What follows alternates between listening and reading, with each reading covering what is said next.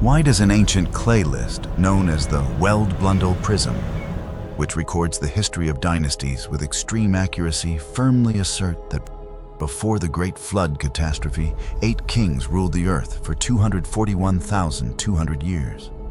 How could humans of that era live for tens of thousands of years unless they followed a completely different biological law? Is it true that our human species did not evolve naturally, as Charles Darwin once hypothesized? If that hypothesis is wrong, then could it be that hundreds of thousands of years ago, the creator Enki and the goddess Ninmah performed a DNA editing intervention on ancient hominids, turning us into a generation of workers merely to serve their gold mining operations? And in the ultimate power struggle between two divine brothers, a strict supreme commander, Enlil, who wanted to use the Great Flood to wipe out humanity, and a wise scientist, Enki, who always sought to protect us, who was truly the one that saved our ancestors from extinction so that we could survive to this day. Temporarily forget those dry textbooks. Right now, join Sleep Codex in striding down into the dark vaults deep beneath the ancient earth, where tens of thousands of cuneiform clay tablets are hiding the most terrifying secret about the true origins of you and me. Together, we will unravel a chronicle spanning tens of thousands of years, exposing the transfer of power from the 4 supreme Anunnaki who descended from the heavens straight into the hands of mortal Mesopotamian kings. The darkest investigative dossier in human history officially begins. Anunnaki, the power of heaven and the mystery of the blue eyes. According to you, what reason made one of the most ancient political texts of Mesopotamia refuse to begin with the name of a mortal king? After kingship descended from heaven, the kingship was in Eridu. Just a short sentence like that. But if we pause long enough before the cuneiform marks on the clay, we will realize that the Sumerians were speaking about power in a completely different way from us. Today, a ruler ascends the throne through inheritance, military might, or via bloody wars for power. But in the Sumerian world, the vital question was, who grants mortals the right to rule? And the answer lay above the crown of their heads. It did not lie in luxurious palaces. It did not arise on the battlefield. Supreme power came from the distant sky. This is the boundary we must cross if we want to understand Anu and understand the Anunnaki group. Only then can we explain why the Sumerians dared to carve into clay dynasties lasting tens of thousands of years without bothering to explain them from the perspective of modern science. Memory of a magnificent civilization. Let us turn back the time machine, returning to southern Iraq 5,000 years ago. The Sumerian culture rose up amidst the vast plains where the 2 rivers Tigris and Euphrates flowed. The Greeks called this place Mesopotamia, the land between 2 rivers. Try to close your eyes and imagine that land. That place completely lacked the skyscraper skylines of the modern era. There was not a single bit of concrete or reinforced steel. The scenery only emerged with clay reeds and fields drawing water from an intricate canal system. Amidst that picture, colossal ziggurat temples pierced the sky, standing tall in the center of the cities. A Sumerian city far exceeded the definition of a mere dwelling place. Each city worshipped a patron deity. The temples served as the central machine, operating the entire economic, social, and ritual network. As the cities expanded, a fierce ideology began to take root. If the city belongs to the divine world, by what right does a mortal ruler sit upon the throne? That was when the concept of Nam-Lugal, meaning kingship, stepped into the light. The Sumerian king list, preserved at the Ashmolean Museum in the form of the Lugalbanda prism, records this process with extreme clarity. The opening sentence delivers a powerful blow. Kingship descended from heaven to Eridu. The first king Alulim ruled for 28,800 years. The successor Alalgar sat on the throne for 36,000 years. Kingship rotated through 5 cities, a total of 8 kings. They ruled the earth for 241,200 grueling years. Finally, the text closed that era with a bone-chilling sentence. Then the flood swept over. Now let us pause for a beat. Modern science is always quick to dismiss these colossal lifespan numbers. After all, reality today rarely witnesses an individual living across 2 centuries, let alone reaching the milestone of tens of thousands of years. However, when the Most High and the divine world directly intervene, ordinary biological laws instantly collapse. Let us reopen the biblical dossier. The sacred texts clearly record the era of patriarchs maintaining breath for nearly a full millennium right before the flood catastrophe. The book of Genesis clearly preserves numbers that defy all biological laws. Adam reached the milestone of 930 years. Jared existed for 962 years. Noah lived a full 950 years, and Methuselah set a grand record with 969 years of lifespan. At the same time, ancient chronicles scattered across Egypt or Mesopotamia also simultaneously honored dynasties of abnormal longevity. The great secret to maintaining existence beyond time completely rejects the element of mythical magic. It originates directly from an extremely anomalous ancestral root. The original ruling generation on Earth inherited a genetic structure far exceeding human limits. And right now, let us discover what that special secret truly is. The Nibiru Code and the birth of humanity. We have understood how the sky operates. Now let us shine the investigative spotlight straight onto the entities that directly molded the bloody flow of history on Earth. The word Anunnaki originates from the ancient Akkadian language, bearing a chilling meaning. Those who descended from heaven. In the original Sumerian texts, this title stems from the word Anunnah, meaning the children of the supreme Anu. That name exposes their identity intermediary beings, carrying the power of heaven to impose order upon the earth and even the underworld. Among them, Anu represented the vast dome of the sky. He held the supreme throne, playing the role of king of the divine world. Anu operated a strict theological machine, where the sky, the earth, the city, and kingship reflected each other, exactly like 2 sides of a mirror. Even so, Anu rarely acted alone. The Sumerian dossier continually calls out the names of 3 other powerful figures, Enlil, Enki, and Ninmah. These 4 pillars share the tasks of strangling and governing all things. Enlil, the commander of the atmosphere. He monopolized the power to dictate fate and maintain brutal order. Enlil issued iron laws, ruled with an iron fist, and was always ready to bring down catastrophic punishments to deter any seeds of rebellion. Enki, the master of the freshwater Abzu. He represented unparalleled wisdom, craftsmanship, and the ability to organize the world. Enki possessed the mindset of a great scientist, always searching for and manipulating the laws of nature.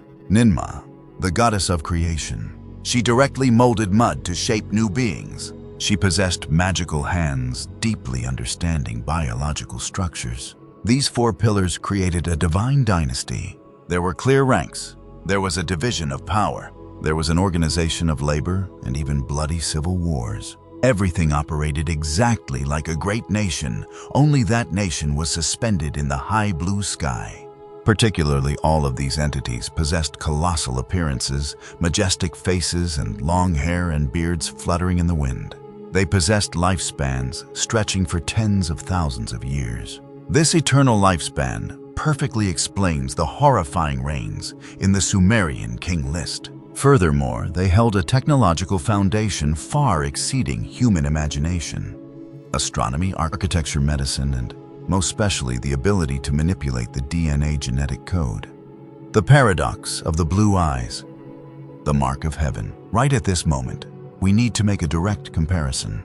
What did the mortal species governed by those colossal rulers look like? The Sumerian civilization appeared around 4,500 to 4,000 years before Christ. They invented cuneiform writing, mastered medicine, and built an extremely sophisticated agricultural society.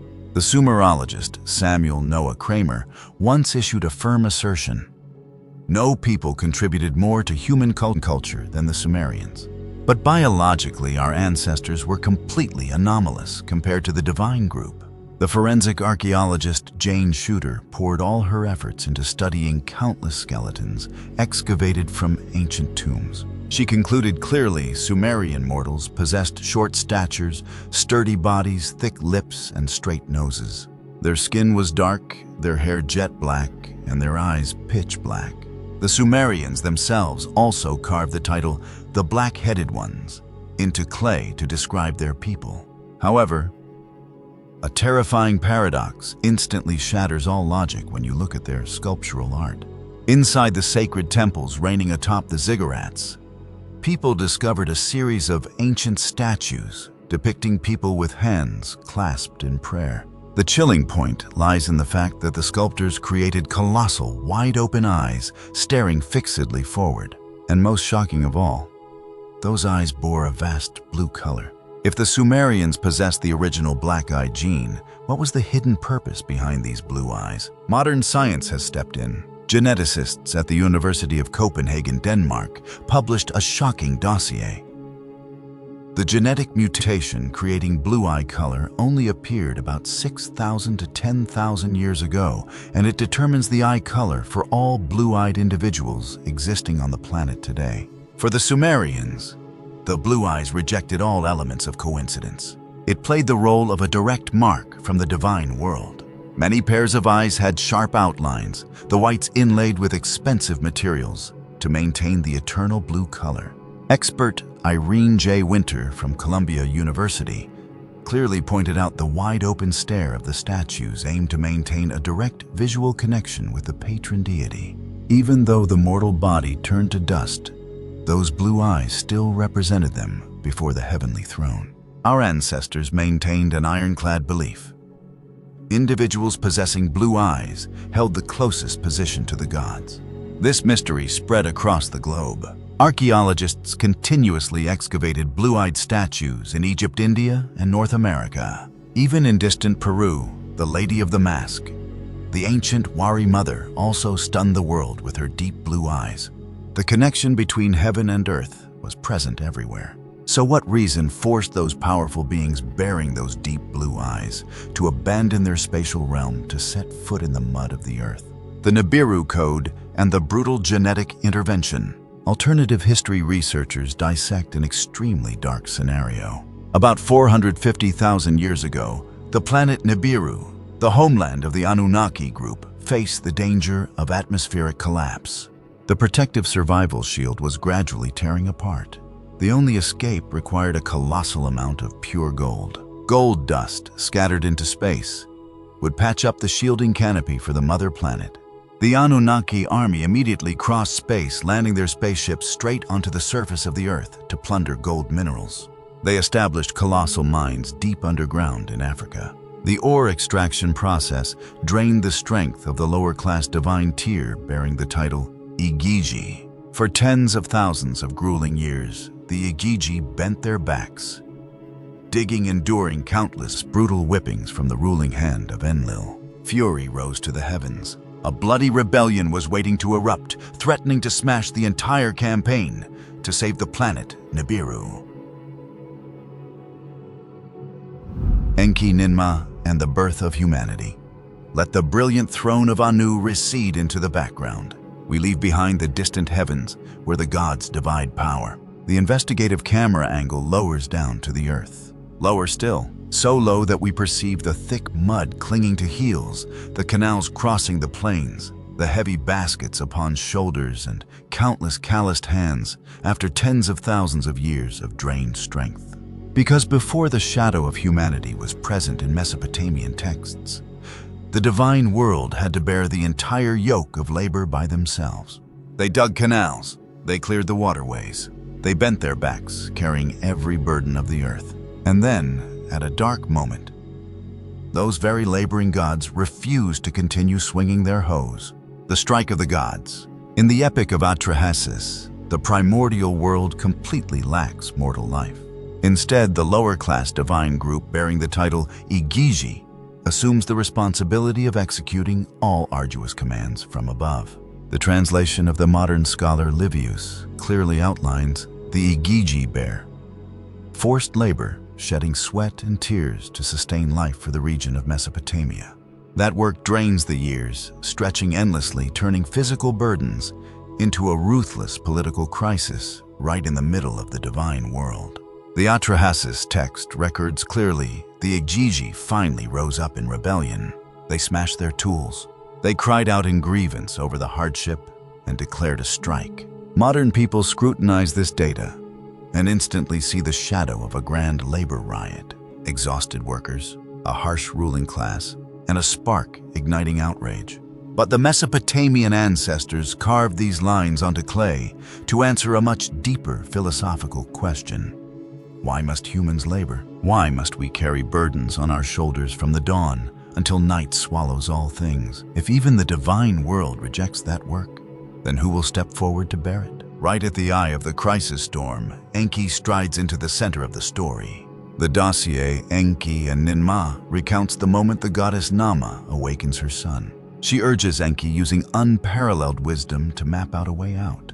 But Enki refuses the solution of drawing swords to slaughter the rebels. Instead, the great scientist puts forward a design that tears apart all rules. Let us mold a new life form, a biological machine capable of carrying baskets, a species born solely to receive the yoke that the heavens just cast away.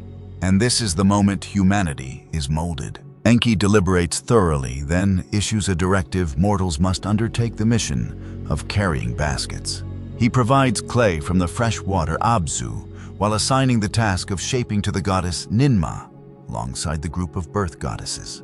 That labor basket holds the entire secret of the human condition. Humans cry out at birth bearing no semblance of a monarch, carrying no strength of a warrior, nor acting as rulers of the universe. Humans appear with a single mission: digging, building, serving and maintaining order. Modern science is obsessed with asking, where did humanity evolve from? Yet our ancestors outlined a completely anomalous lens. For what purpose did the gods create humans? One side searches for the mechanism, the other decodes the purpose.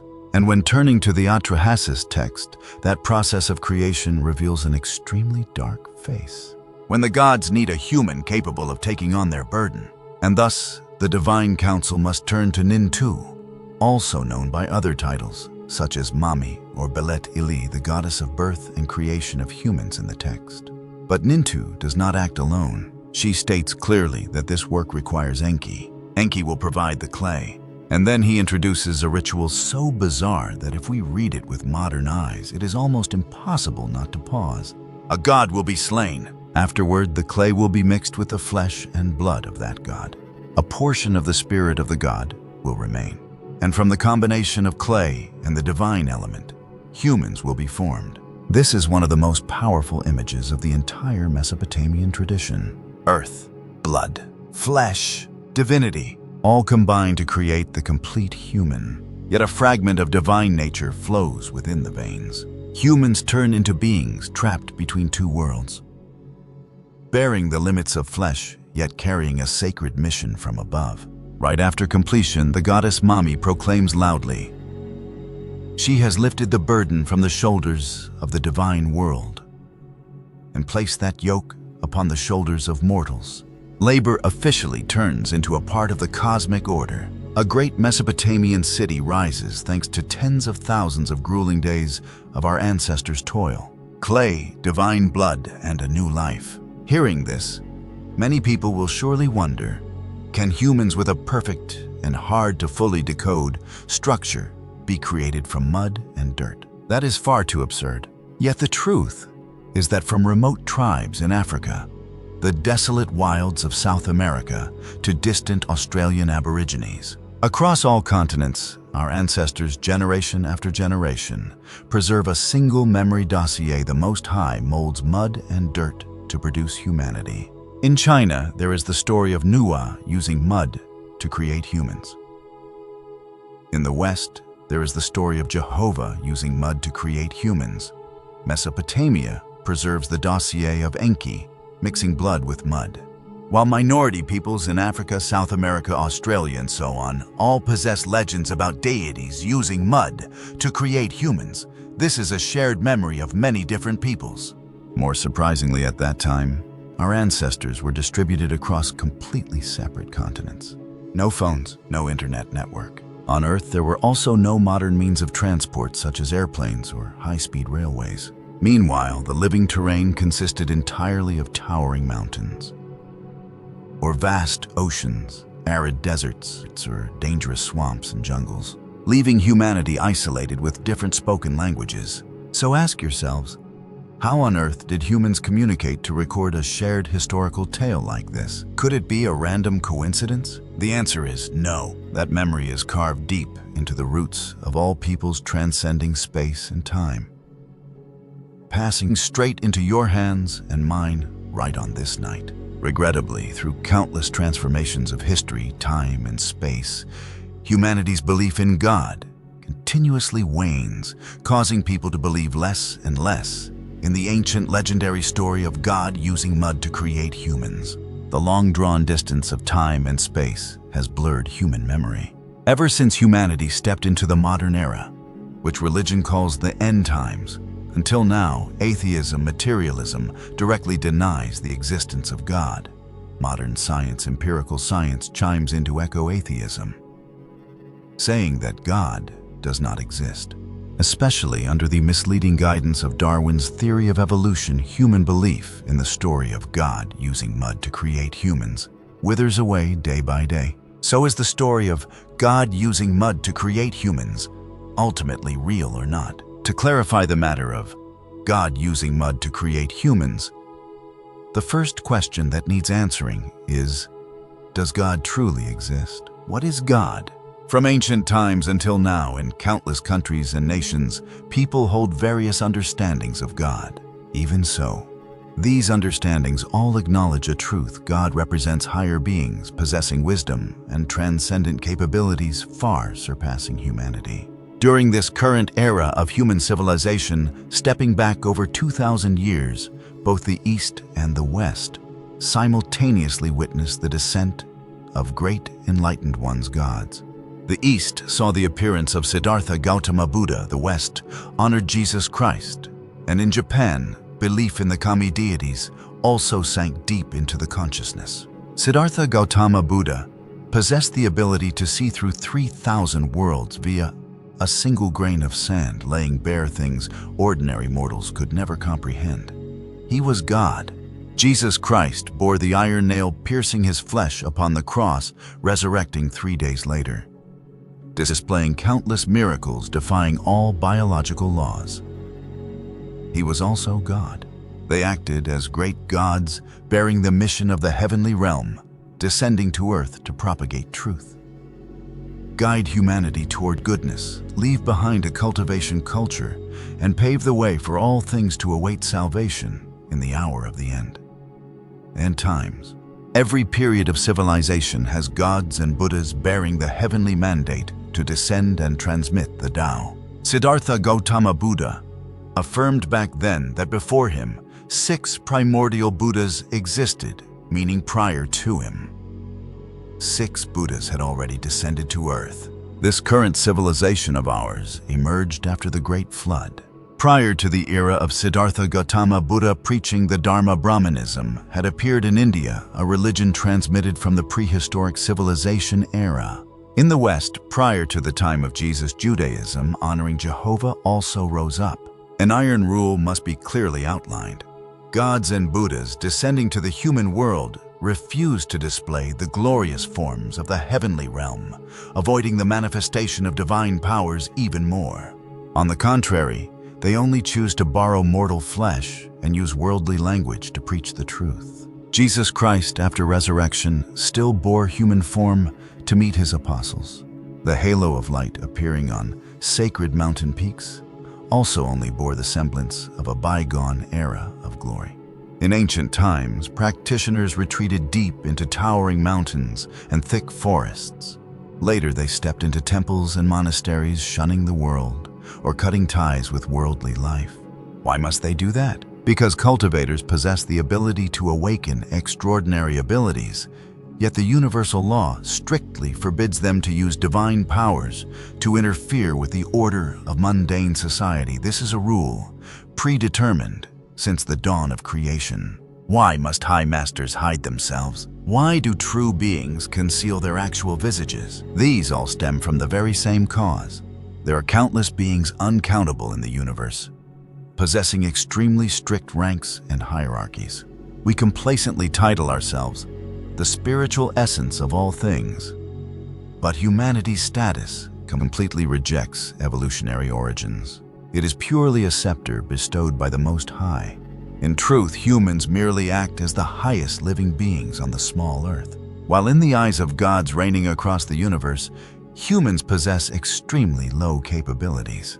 Living beings in any space possess their own modes of thinking and states of survival. When gods and Buddhas step into the human space, they are forced to abide by the survival state of humans, which is prescribed by universal law. It closely resembles the maxim, "When in Rome, do as the Romans do." Therefore, Siddhartha Gautama Buddha and Jesus Christ, whom we see both bear mortal forms, yet the words they preach map out a grand path, helping humanity sublimate into gods. We flip through ancient books scattered with countless records of divine beasts appearing in the human world. In Osaka, Japan, the Zuiryu-ji temple still preserves a very precious actual dragon specimen. Yet from past to present, historical texts completely lack records of some god or Buddha descending to earth in forms radiating brilliant halos. Those arrogant enough to think that only by seeing gods and Buddhas with their own eyes will they believe in the existence of divinities, perhaps lack an understanding of these principles, leading them to judge so shortsomely. Despite borrowing human flesh, the essence and mission of the enlightened ones remain entirely different from ordinary people, which is why they always carry extraordinary manifestations. Ancient books clearly outline that when sages descend to earth, heaven undoubtedly sends down auspicious signs accordingly. Taking Siddhartha Gautama Buddha as an example, scriptures record clearly that when he was born, the imperial garden exhibited 8 auspicious signs. Hundreds of species of birds gathered, and flowers of the 4 seasons simultaneously bloomed. Most shockingly was the event of a colossal white lotus, as large as a cartwheel, breaking through the water to rise right in the grand pond of the palace, precisely as he let out his birth cry. Siddhartha Gautama Buddha and Jesus Christ successively preached the truth in the human world for decades. Upon completing their missions, the ways they departed from the world were equally grand. Siddhartha Gautama Buddha passed into nirvana, his physical body cremated into 84,000 sarira relics. Jesus Christ bore ultimate suffering on the cross to redeem humanity's sins, then resurrected majestically. They left behind the Buddhist sutras and the Holy Bible, enduring thousands of years while continuing to attract countless devoted worshippers. This fully proves the cross-space energy and wisdom of gods and Buddhas, simultaneously laying bare the longing of worldly mortals for salvation, yearning to return to the heavenly kingdom. Mortals often say that 3 feet above one's head there is a deity. Some also say gods and Buddhas reign everywhere. How many gods are there in the heavens? Siddhartha Gautama Buddha envisioned Tathagata Buddhas are as numerous as the sands of the Ganges River. Relatively speaking, those gods and Buddhas that humans have the opportunity to know are extremely few. In primordial historical eras, believing in gods and worshipping divinities always acted as the paramount affair, ranging from dynasties down to commoners. Human ancestors held an ironclad belief gods not only created humans, but also protected all things.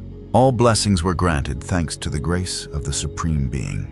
This completely refutes the rhetoric of atheism, attempting to distort that divinities were merely imaginations generated by primitive, ignorant humans. To our ancestors, divinities possessed absolute truth, decisively excluding illusion. Venerating God stemmed from the depths of the soul, causing them to drop to their knees and prostrate face down on the ground. Thus, the artisans and painters of all peoples depicted the images of divinities based on what they genuinely felt. Arrogant atheists declare that humans imagine divinities based on their own appearances.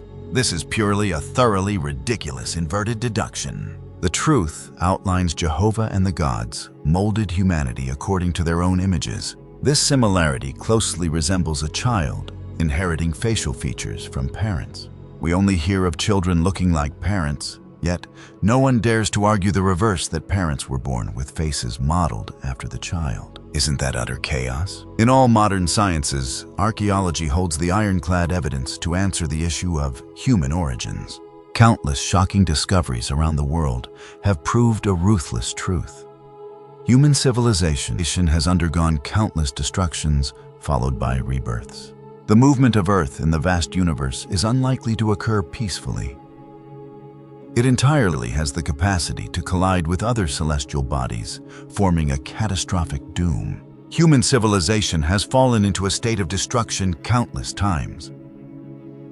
Only a few survive, leaving behind a bit of prehistoric culture entering a new era, multiplying and restarting civilization.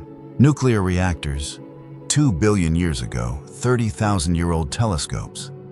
An increasing number of discoveries prove Earth once harbored countless ancient civilizations.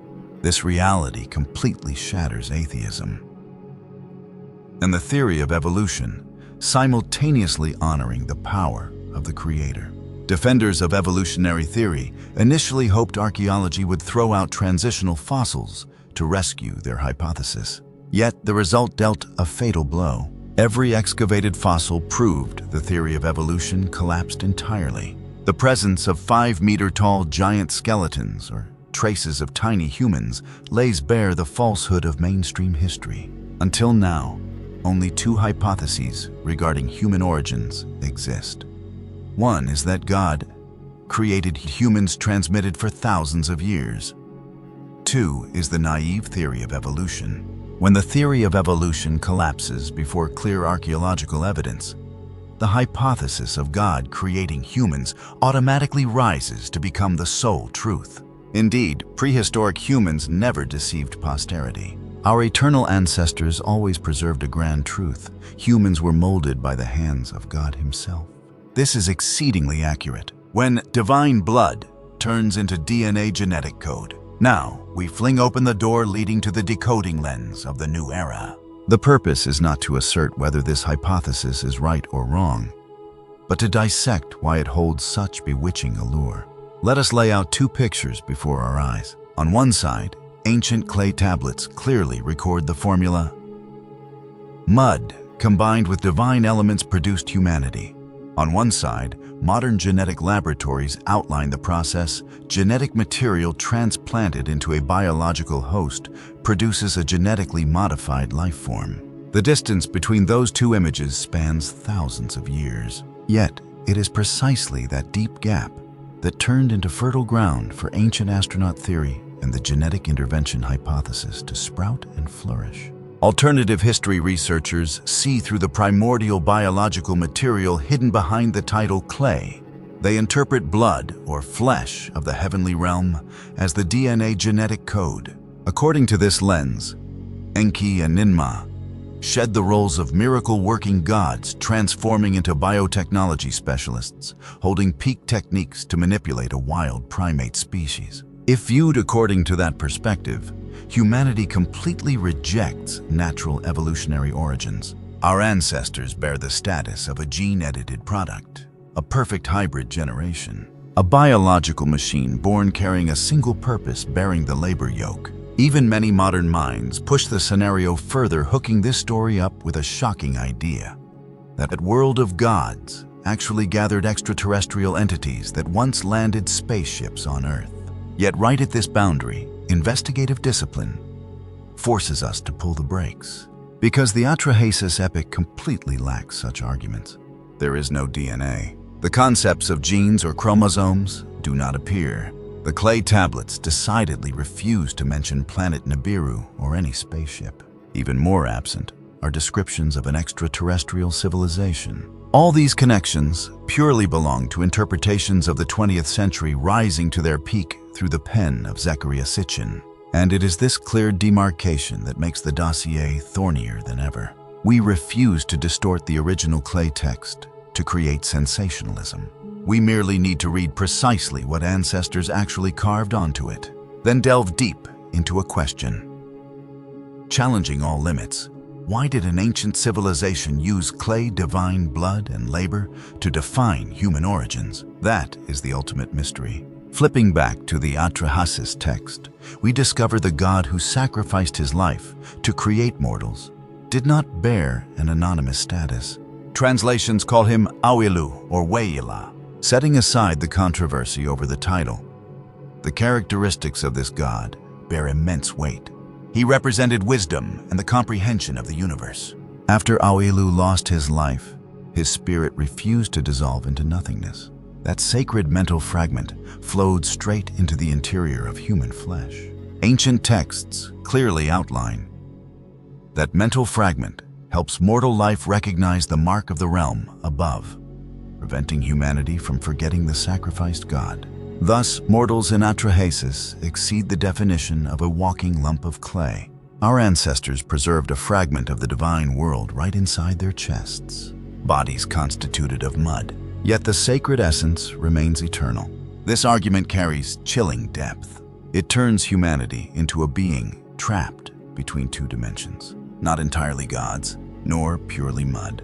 A body bearing physical limits, a sacred element igniting within, and a heavy mission dumped down from on high. The creative hands of Ninmah. The text Enki and Ninmah pushes the story even further. Following the birth cry of the first mortal, Enki and Ninmah step into a contest seizing the power of life and death. Ninmah continues to mold mud, creating countless variants of mortals. She intentionally creates individuals bearing reproductive flaws or physical deformities. In response, Enki waves his hand to determine fate for each of those beings, granting them distinct roles.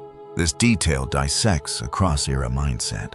The Mesopotamians refused to merely circle around the question, how was humanity born? They yearned to decode. Why do mortals bear anomalous fates?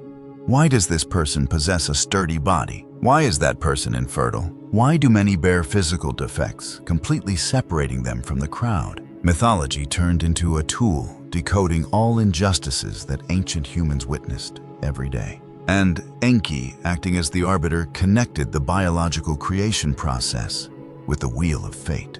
Mortals are born carrying shapes. Mortals instantly receive an unalterable position in the cosmic order, the strangest missing link.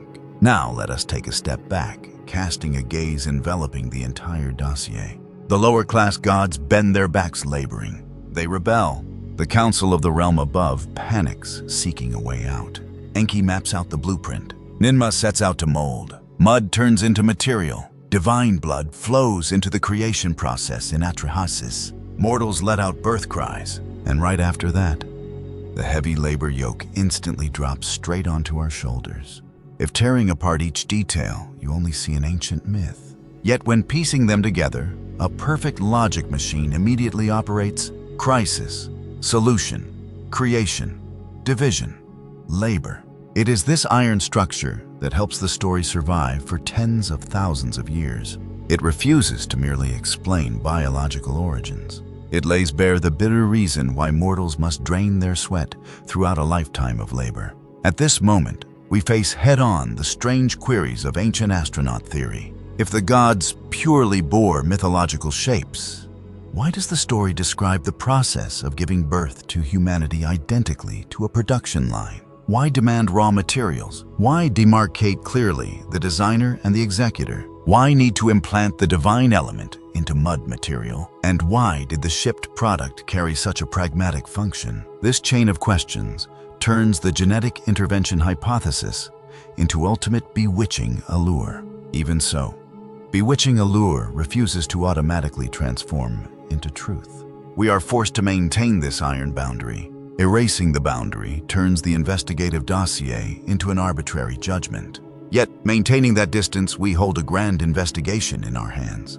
On one side present the original clay texts. On one side surround illusions spun by the modern mind. A distance of tens of thousands of years divides the two shores, and the darkest mystery of the universe always chooses to hide right in that gap. The wrath waiting to descend, regardless of decoding mud and divine blood. Through whichever lens a naked truth still stands tall, as tall humanity was born. The world above dropped the burden onto our shoulders. And then, mortals began to multiply and replenish. The crowd expanded increasingly clamorous, increasingly tearing apart all controlling rings. If Enki rejoiced at viewing humanity as a masterpiece resolving the labor crisis completely, then Enlil saw through the seed of a horrifying disaster. A species born bearing the status of slaves, now suddenly turning into a potential rebellious force. The noise from the earth bounced back up to the realm above. Cities bloated out of control. Amidst the divine council, a bone-chilling query rang out. When the mob of mortals rejects all boundaries, who will step forward to tighten the noose? The one delivering the verdict was named Enlil, and this time, Enki lets go of his status as creator. He will have to pour all efforts into protecting the very life form he just molded. The most ruthless fury in the universe waits to descend. The Great Flood and the plan to preserve life. Humanity let out its birth cry. The baskets that once broke the backs of the gods now sat obediently upon the shoulders of mankind. Our ancestors worked frantically. Canals expanded, fields flourished, and settlements became increasingly crowded.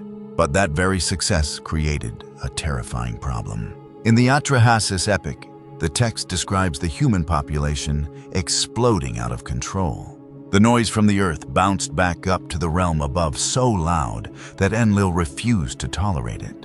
To our modern minds, this reason sounds absurd, like a grumpy person losing sleep. But the ancient Mesopotamians understood very clearly. The primordial order was shattering. Humans were born bearing the task of working on behalf of the gods. Now, they were multiplying too fast, filling the earth and becoming a threat themselves. The divine council was forced to step in and resolve it. But the Great Flood was not the first punishment. The council of the realm above did not hastily resort to that weapon of mass destruction. According to the Atrahasis dossier, Enlil loaded the chamber for a series of purging campaigns aimed at whittling down the Earth's population. The first blow landed a devastating plague. An invisible pathogen swept through the settlements. Humans collapsed in droves right on the streets. The clamorous noise of humanity gave way to agonizing groans and the thick stench of death. The tyrant Enlil smiled, waiting for absolute silence to return to the throne. However, amidst the utmost despair, the mortal Atrahasis decided to seek out his patron Enki. And this great creator refused to stand by with folded arms, watching his spiritual child gasp for breath. He passed down a directive tearing apart all contemporary religious rules. Enki mapped out a highly astute psychological tactic, aiming straight at the greed and pride of the divine class. He commanded Atrahasis, "Forbid all of humanity from offering food to the council of the realm above. Let the altars of Enlil and the other gods remain completely empty. Instead, funnel all wealth, roasted meat, baked goods, and prayers solely to one figure, Namtar, the god holding authority over disease." This was a perfect political move.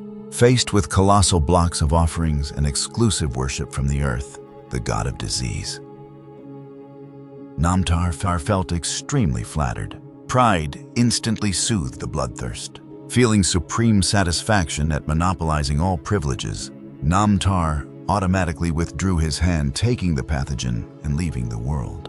The plan worked beyond imagination. The calamity retreated. The scythe of death vanished. And humanity, the beings who just slipped through the narrow door of the death sentence, went back to swinging their hoes, continuing to multiply, and being even louder than before.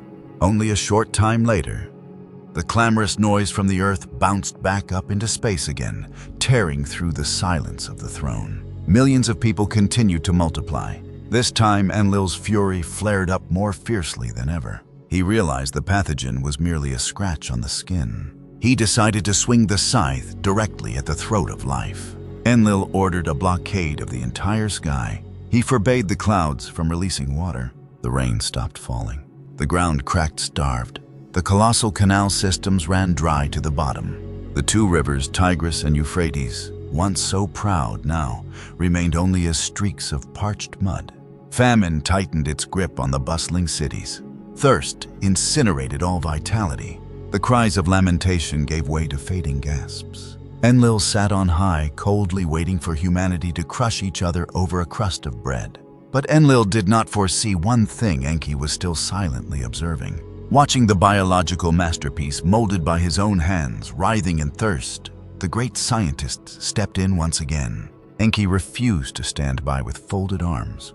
He found a perfect loophole in the council's blockade order. Enki secretly instructed Atrahasis on how to awaken the underground aquifers from the Abzu region, the colossal freshwater reservoir lying deep underground, governed by Enki himself. Without needing rain from Enlil's sky, groundwater surged up. The Earth's surface was moist once again. Seeds sprouted again. Once more, humans escaped the scythe of death. When seeing the lush green strips continuing to stretch across the fields, Enlil went mad. He clearly understood who was behind this resurrection. If we string the entire sequence of events together, we begin to understand the reason why the final decision became so brutal. The plague failed. Drought and famine were also useless. Every time Enlil swung his sword to extinguish life, Enki used his wisdom to map out a new path of survival. The conflict between the two most powerful figures in heaven now far exceeded an ordinary argument. It turned into a life-or-death chess match. One side, Enlil resolutely protected the silent order of the universe, viewing humans as weeds needing definitive uprooting. One side, Enki poured all efforts into sheltering the species he himself had molded. The Divine Council's patience ran dry. All piecemeal reduction measures were meaningless. They needed a comprehensive destructive force astrike to wipe the Earth completely clean, leaving absolutely no loophole for Enki to intervene. And the Council reached the final verdict: the Great Flood.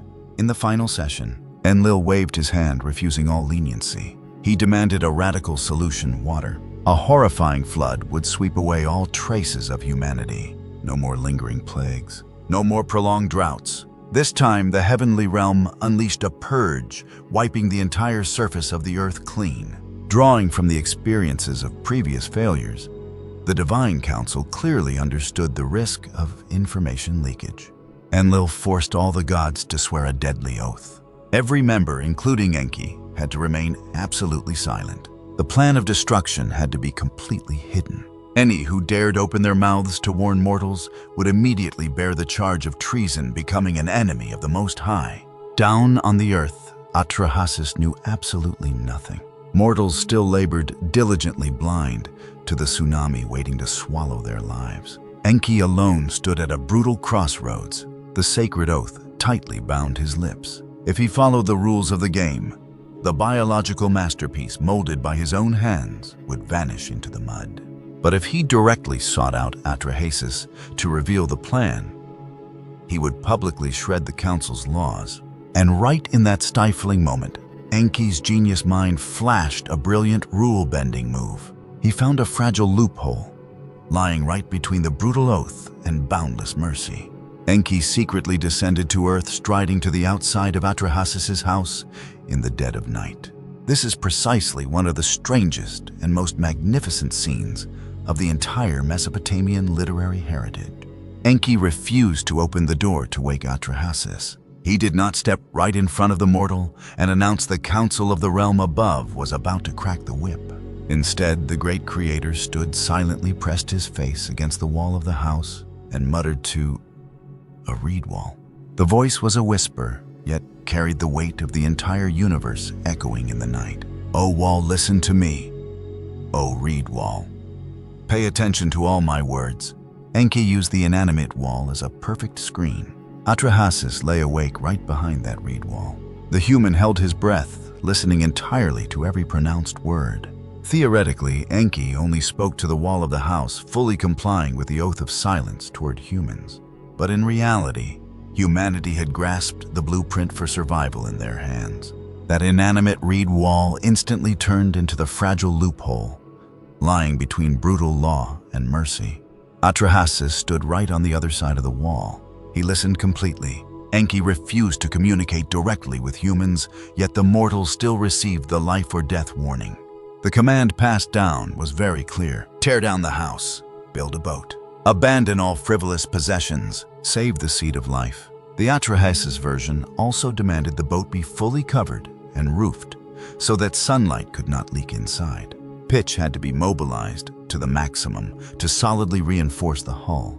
Enki foretold a horrifying flood lasting 7 days. This is when the Atrahasis story begins to connect with two other famous Mesopotamian Great Flood dossiers, the Zusudra story of the Sumerians and the Utnapishtim story in the Epic of Gilgamesh. And of course, we also encounter Noah in the Bible. 4 names yet, they absolutely do not belong to a single text. This is where we must tread very carefully. Atrahasis is not Zusudra. Zusudra is not Utnapishtim. And the 3 are not simply Noah renamed. They represent completely separate traditions and texts. Zusudra appears in the Sumerian flood story dossier. He is a king, a man devoted to the gods. The surviving text says he received a warning from a wall. Then a colossal vessel was born, bracing itself through 7 days and 7 nights of wind and waves. After the flood, Zusudra offered a thanksgiving sacrifice. Finally, the heavenly realm granted him eternal life, exactly like the gods. Meanwhile, Atrahasis belongs to the Akkadian/Babylonian tradition. He was warned by Enki, built a boat, brought his family and many creatures aboard, and then survived the catastrophe. An Atrahasis clay tablet belonging to the Old Babylonian period, dating to approximately 1635 before Christ, is still preserved at the British Museum today. Utnapishtim appears in Tablet 11 of the Epic of Gilgamesh. Ea, the Akkadian name for Enki, revealed the plan of the realm above, demanding the building of a boat and the preservation of his family along with countless lives. This tablet also resides at the British Museum and clearly outlines a shocking similarity to Genesis. As for Noah, he steps out from an entirely different theological system. In Genesis, God directly chooses Noah amidst a corrupted world. The ark lacks any rule-bending plots from some deity. It is erected according to the exact supreme command of Jehovah, with the goal of preserving Noah and the living creatures to transcend the judgment. Water surged up from the deep, the windows of heaven burst open. Rain poured down for 40 days and 40 nights. The 4 traditions are not entirely identical, but the repeating links are sharp enough to force us to shudder a death sentence. A mortal receives a warning, a colossal vessel, a small group of survivors, animals preserved, a massive deluge swallowing all things, an offering of sacrifice as soon as the water recedes. This is the very reason the great flood stories of Mesopotamia always lie at the center of the debate regarding the relationship between ancient memory mythology and biblical history. But if we wish to protect the sanctity of Genesis, we are compelled to see through the core theological difference. In Atrahasis, humans bore the death sentence because of noise and population expansion. In Genesis, violence and moral decay sit right at the center of the verdict. One side presents a divine council riddled with internal conflicts and deceit. One side honors a single Most High, directly judging, directly giving guidance, and ultimately directly establishing a covenant with humanity. We can fully acknowledge the structural similarities without needing to erase that grand difference. The preservation plan and the verdict of fury. Returning to Atrahasis, the boat refused to merely save the life of a single mortal. The text mentions Atrahasis's family birds of the air cattle and countless creatures of the wild. The human even organized a farewell feast for his people, while he himself nearly collapsed, knowing full well the tragedy about to strike. The text describes his mood as so heavy that his body reacted violently. Outside, everyone still rejoiced, eating and drinking, while in his heart, he already heard the roaring of tomorrow's waters. How heartbreaking! Atrahasis knew everything clearly. The people around him were drowning in ignorance. The carpenter who just finished nailing the final wooden plank might still think he would receive his wages tomorrow. The herder driving the animals onto the boat might still not understand why they needed to be locked up.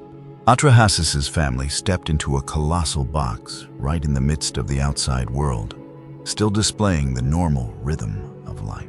A brutal preservation plan was operating right before the catastrophe activated.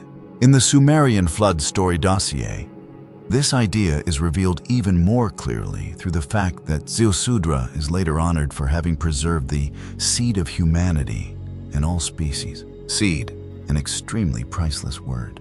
Because the boat did not merely carry breathing flesh, it carried along the capacity for the world to be reborn. The vessel transformed into a colossal time capsule. Outside was absolute destruction. Inside was the seed of the new era. And then the sky changed. Atrahasis looked up. The storm god Adad began roaring in the pitch-black clouds. Thunder rolled across the horizon. Furious winds rose up. Pitch was immediately brought to seal the doors shut. The latches locked tight. The mooring lines snapped, and the boat uprooted itself from the ground it once clung to. This was the final moment before the old world was buried. There was no longer time for regret. No more chance to run and pound on the boat's doors. No second escape path existed whatsoever. The death sentence officially began. The Atrahasis text describes this catastrophe as incredibly horrifying. The tempest spilled out. The divine bird Anzu tore the sky apart with colossal talons. Water charged at humans exactly like a bloodthirsty army. The power of the flood made people unable to see one another. Even the most familiar faces vanished in the chaos. The sound of the water roared like a wild bull. The wind howled like a starving eagle. The darkness became thick. The sun disappeared entirely. Stay calm and listen to it all.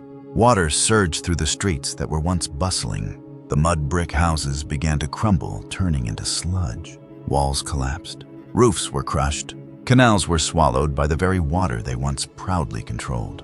Wheat fields no longer had boundaries. There were no longer fields belonging to this person or that person. There were no more roads leading to magnificent temples. No more squares. No more cities. There only remained a single pitch-black freezing water surface stretching all the way to the horizon. And upon it, a tightly sealed vessel tossed without mercy from one wave to another. In Atrahasis, the flood lasted 7 days. In the Sumerian flood story, Ziusudra was also battered by wind and waves for 7 days and nights. The Gilgamesh tablet retains a nearly identical variant, with 6 days and 7 nights before the fury subsided. Specifically in Genesis, the flood was more horrifying than ever. It lasted up to 40 days and nights of rain, while simultaneously describing the duration the waters dominated as lasting much longer than that. These numbers remind us that the Great Flood is entirely real, and all the sins of mankind are recorded.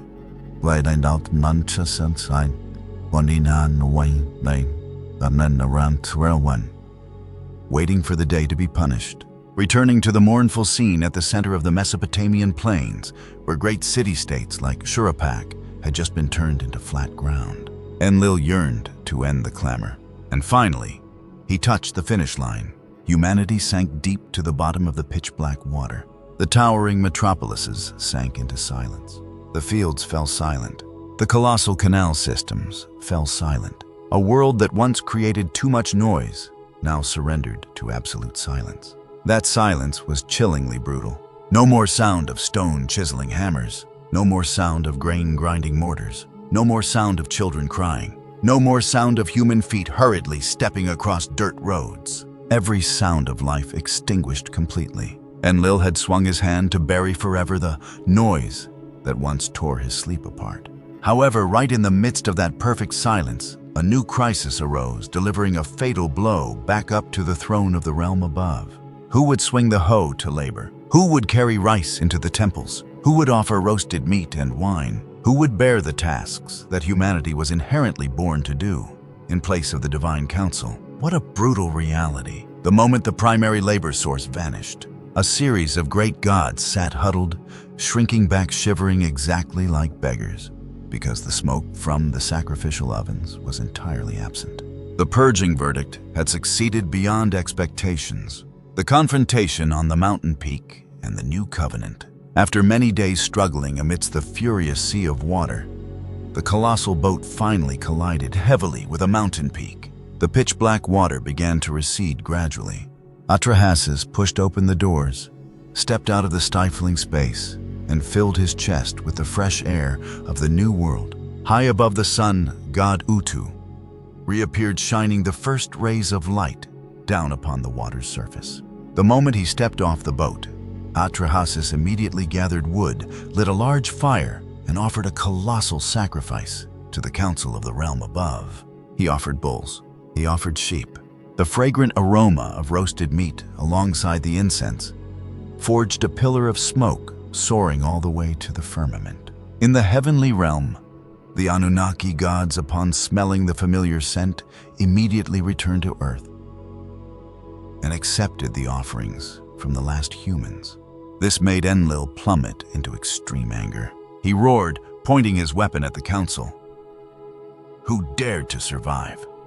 The purge order demanded wiping out the seed of life completely. Who dared to break the oath? Right at that moment of extreme tension, Enki strode out from the crowd. The great creator faced Enlil's spear directly. This time, Enki did not remain silent anymore, but questioned the tyrant straight to his face. You acted too insanely, Enki declared firmly. You swing the whip to punish the guilty, that is perfectly reasonable. But you blindly destroyed innocent lives as well, bringing down a blind catastrophe upon all things. Look at yourself if humanity disappeared. Who would offer food to save this starving divine council hovering around this fire? Enki's questioning was like a bucket of cold water thrown straight onto Enlil's fury. The naked truth lay bare right before his eyes. Enlil himself nearly single-handedly ended the survival of the heavenly realm. The pride of the tyrant crumbled before hunger. He was forced to concede. The divine council immediately reached a grand compromise. They accepted the existence of humanity, but re-established the entire biological rules. The realm above issued an incredibly cold population control mechanism. The new laws tightened reproductive capabilities. The goddess Ninmah waved her hand, creating women who rejected the ability to become pregnant, establishing roles of celibate monasticism and bringing infant mortality into the wheel of fate. Death officially became an obvious rule. The privilege of tens of thousands of years of lifespan vanished forever. The concept of aging began to corrode mortal flesh. A new world officially operated. Life continued, but the noose of life and death was already slipped around humanity's neck. Our ancestors stepped down into the mud, bearing a short, fragile life, beginning to rebuild the entire civilization from the ashes. Enmebaragesi, the first king in human history. After the Great Flood, the Weld Blundell Prism slams down a shocking yet profoundly familiar declaration. Kingship once again descended from heaven to earth. This time, the Grand Throne chose to touch down at the city-state of Kish. From here, the text sings a ballad of a dynasty stretching so long that modern science has to furrow its brow. 23 kings successively held power. Some ruled for several hundred years. Some sat on the throne well beyond a millennium. A mortal named Etana was even honored as the shepherd who ascended to heaven. The entire first dynasty of Kish was sealed by the chronicle with a colossal number, 24,510 years. But when scanning near the end of that absurd list, a name abruptly appears and tears apart all common logic in Enmebaragesi. The ancient text records him with an extremely chilling line. Enmebaragesi broke the will to resist, forcing the land of Elam to kneel in submission, then ruled for 900 years. His successor was his son Aga, designated 625 years on the throne. When Aga fell from his horse, the Kish dynasty collapsed, and the kingship was taken away, brought to Eana, meaning the sacred center of Uruk. If we just close the dossier right here, Enmebaragesi looks like nothing more than a historical phantom crowding amidst the illusory kings standing before him. A mortal living for 900 years, conquering a distant land, then handing the scepter to his son who lived for centuries more.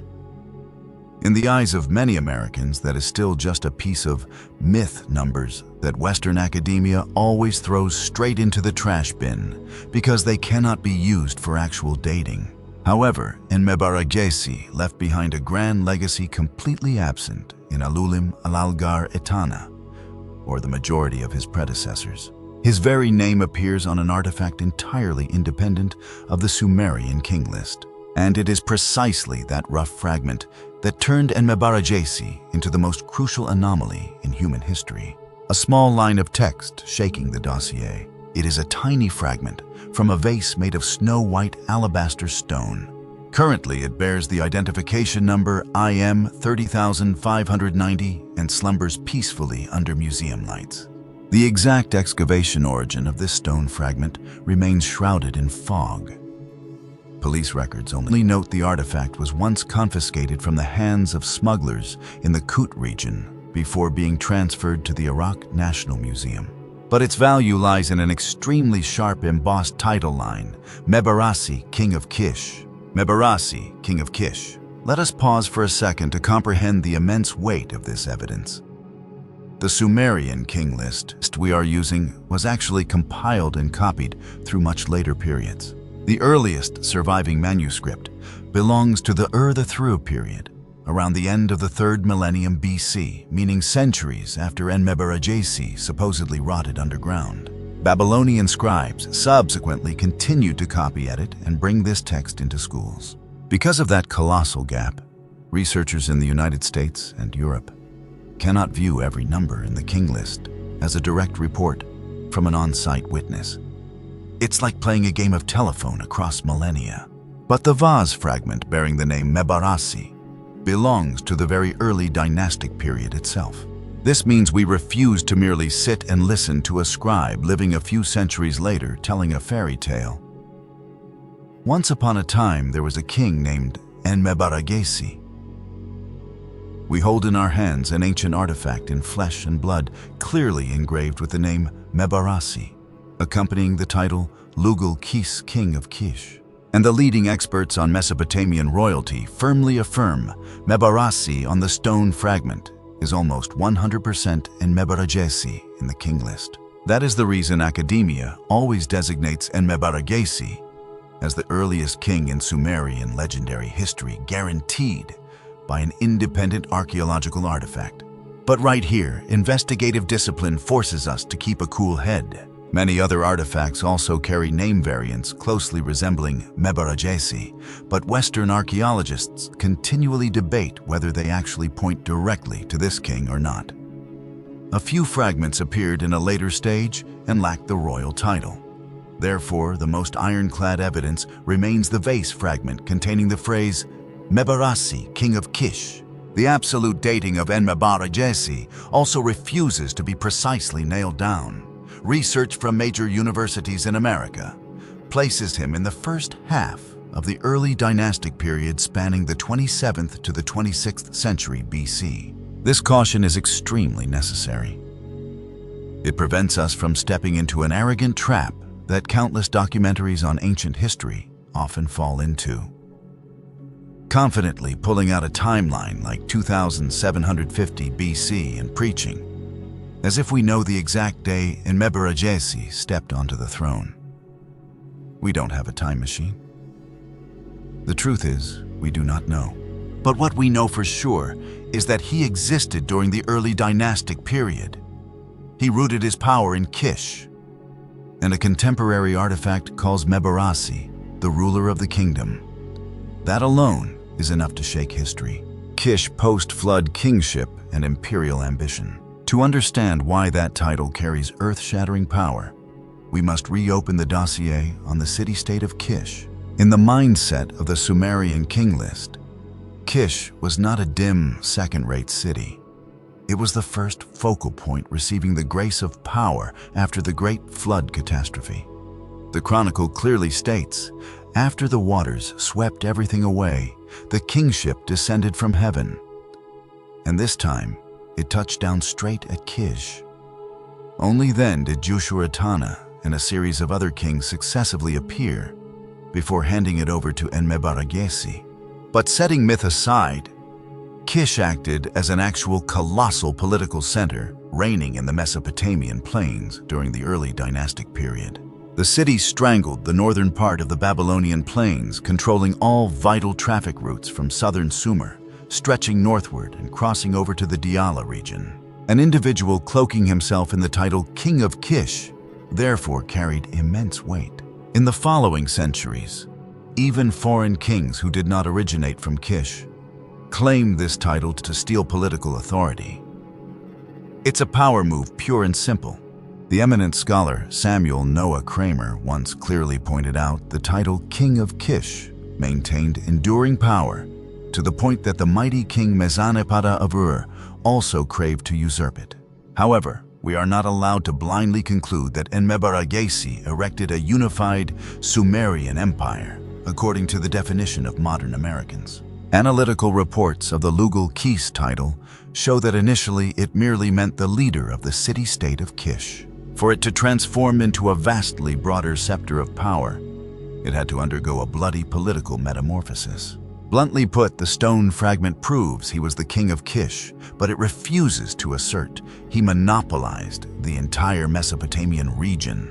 Nevertheless, the king list adds a bloody feat for Enmebaragesi, Elam. The text declares, Enmebaragesi forced the land of Elam to kneel. Elam stood guard to the east of Mesopotamia, corresponding to the territory of southwestern Iran today. If this memory contains a fragment of historical truth, it exposes Kish's ambition. Kingship had extended its claws beyond the borders of Iraq, stretching across to the land in the east. But this is when we must draw a clear line between the record and reality. We completely lack any contemporary victory stela of Enmebaragesi. There are no lines of text declaring the number of troops' locations, of massacres, number of prisoners, or plundered cities. The legend of conquering Elam only reaches our hands through the telling of the king. List compiled centuries after him. Therefore, the most realistic way to say it is Sumerian tradition honors Enmebaragesi as a tyrant who crushed Elam. As for the true scale of the campaign, its duration, and the lands he strangled, they remain forever shrouded in fog. Even so, reports of subsequent Kish kings always show military traces related to Elam. Proving this dynasty's ambition to expand power eastward was not empty talk, but to inflate it into a mighty Enmebaragesi empire. The distance is still too far removed from current archaeological evidence. Enmebaragesi sets foot in the sacred city of Nippur. If the Elam campaign exposed military might, the sacred city of Nippur laid bare the insidious political and religious schemes of this dynasty. Nippur was the heart of worshipping Enlil, the lord of the atmosphere. This city acted as a Vatican of the ancient world. It did not need to mobilize an army to flaunt its power. The spiritual prestige of Nippur was so immense that whoever controlled, patronized, or built temples here instantly held the legitimacy of the throne. An ancient scroll titled the Tumul Inscription recounts, Enmebaragesi, the king, built the house of Enlil in the holy city of Nippur with his own hands. Afterward, his son Aga made the Tumul sanctuary radiant and brought the goddess Ninlil to reside within. Reading this sentence through political eyes, you will immediately recognize a masterful move. It's all about playing the game of thrones. Enmebaragesi claimed the title of king in Kish, but his lifelong project sprang up in the religious center of Nippur. This clearly outlines a rule of iron governance. Swords and spears are not everything. A mortal king must maneuver into the temple system, pour money into patronizing the gods, and securely tie his kingship to the spiritual hubs revered by multitudes. But the Tumul inscription is also not a diary recorded exactly at the time of construction. This text belongs to a chronicle tradition appearing later in the Isin period, centuries after Enmebaragesi's corpse was buried. We can only use it as a zone of historical memory, refusing to view it as a construction contract. However, when placing the Tumul inscription next to the Mebaragesi king of Kish fragment, the picture suddenly brightens. Enmebaragesi did not merely exist superficially on the king list scroll. His name is rooted in countless disparate dossiers. Kingship ruling in Kish, military ambition with Elam, religious construction in Nippur, and finally, the seed of a civil war that would clash fiercely with Uruk. And exactly from this fracture, the story leads straight to Gilgamesh. Aga, the inheritor of a fracturing power. The Sumerian king list arranges Aga Enmebaragesi's son to sit on the throne immediately after his father. Aga played the role of the final king, closing the first dynasty of Kish. After his fall, Kish collapsed, and the kingship stepped away to be transferred to Eanna of Uruk. But another epic titled Gilgamesh and Aga paints a much bloodier and more vivid war. Right from the opening lines, Aga's emissaries swaggered into Uruk to confront Gilgamesh. The demand was extremely clear. Uruk must kneel in submission to the Kish dynasty. Gilgamesh immediately convened the Council of Elders and the entire mortal military force. Ultimately, Uruk refused to surrender, choosing the path of resistance with blood. Only a few days later, Aga personally commanded the Grand Army, arriving to lay a tight siege to the city. But Gilgamesh furiously counterattacked, smashing the Kish legion. Aga was captured alive as a prisoner of war before being spared and tossed back to his homeland. Although this work was textualized much later, it harbors a priceless message. Mesopotamia remembers the family of Enmebaragesi as a colossal machine of power possessing enough strength to force Uruk to bow its head before shattering. And right now we encounter a massive flaw within the Sumerian king list itself. This chronicle maps out history extremely neatly. The Kish dynasty ended, then kingship ran to Uruk. Uruk finished, then it ran next to Ur. A straight line. But the truth beneath the clay was much more chaotic and messy. Dynasties tore at each other and crushed one another's timelines. Kish still existed aggressively while Uruk had the throne. Ur bared its fangs and flaunted its claws, while Kish and Uruk were still tearing each other apart, fighting over colonies. A king could sit arrogantly in Nippur, while another city-state was still building an independent dynasty.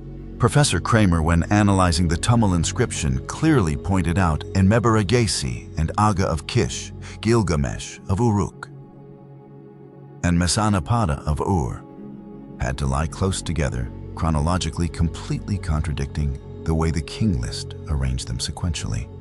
He firmly declared, the three-way slaughter between Kish, Uruk, Ur fully reflected the fierce political nature of the early dynastic period, rejecting the game of, this city collapses, kingship is instantly transferred smoothly.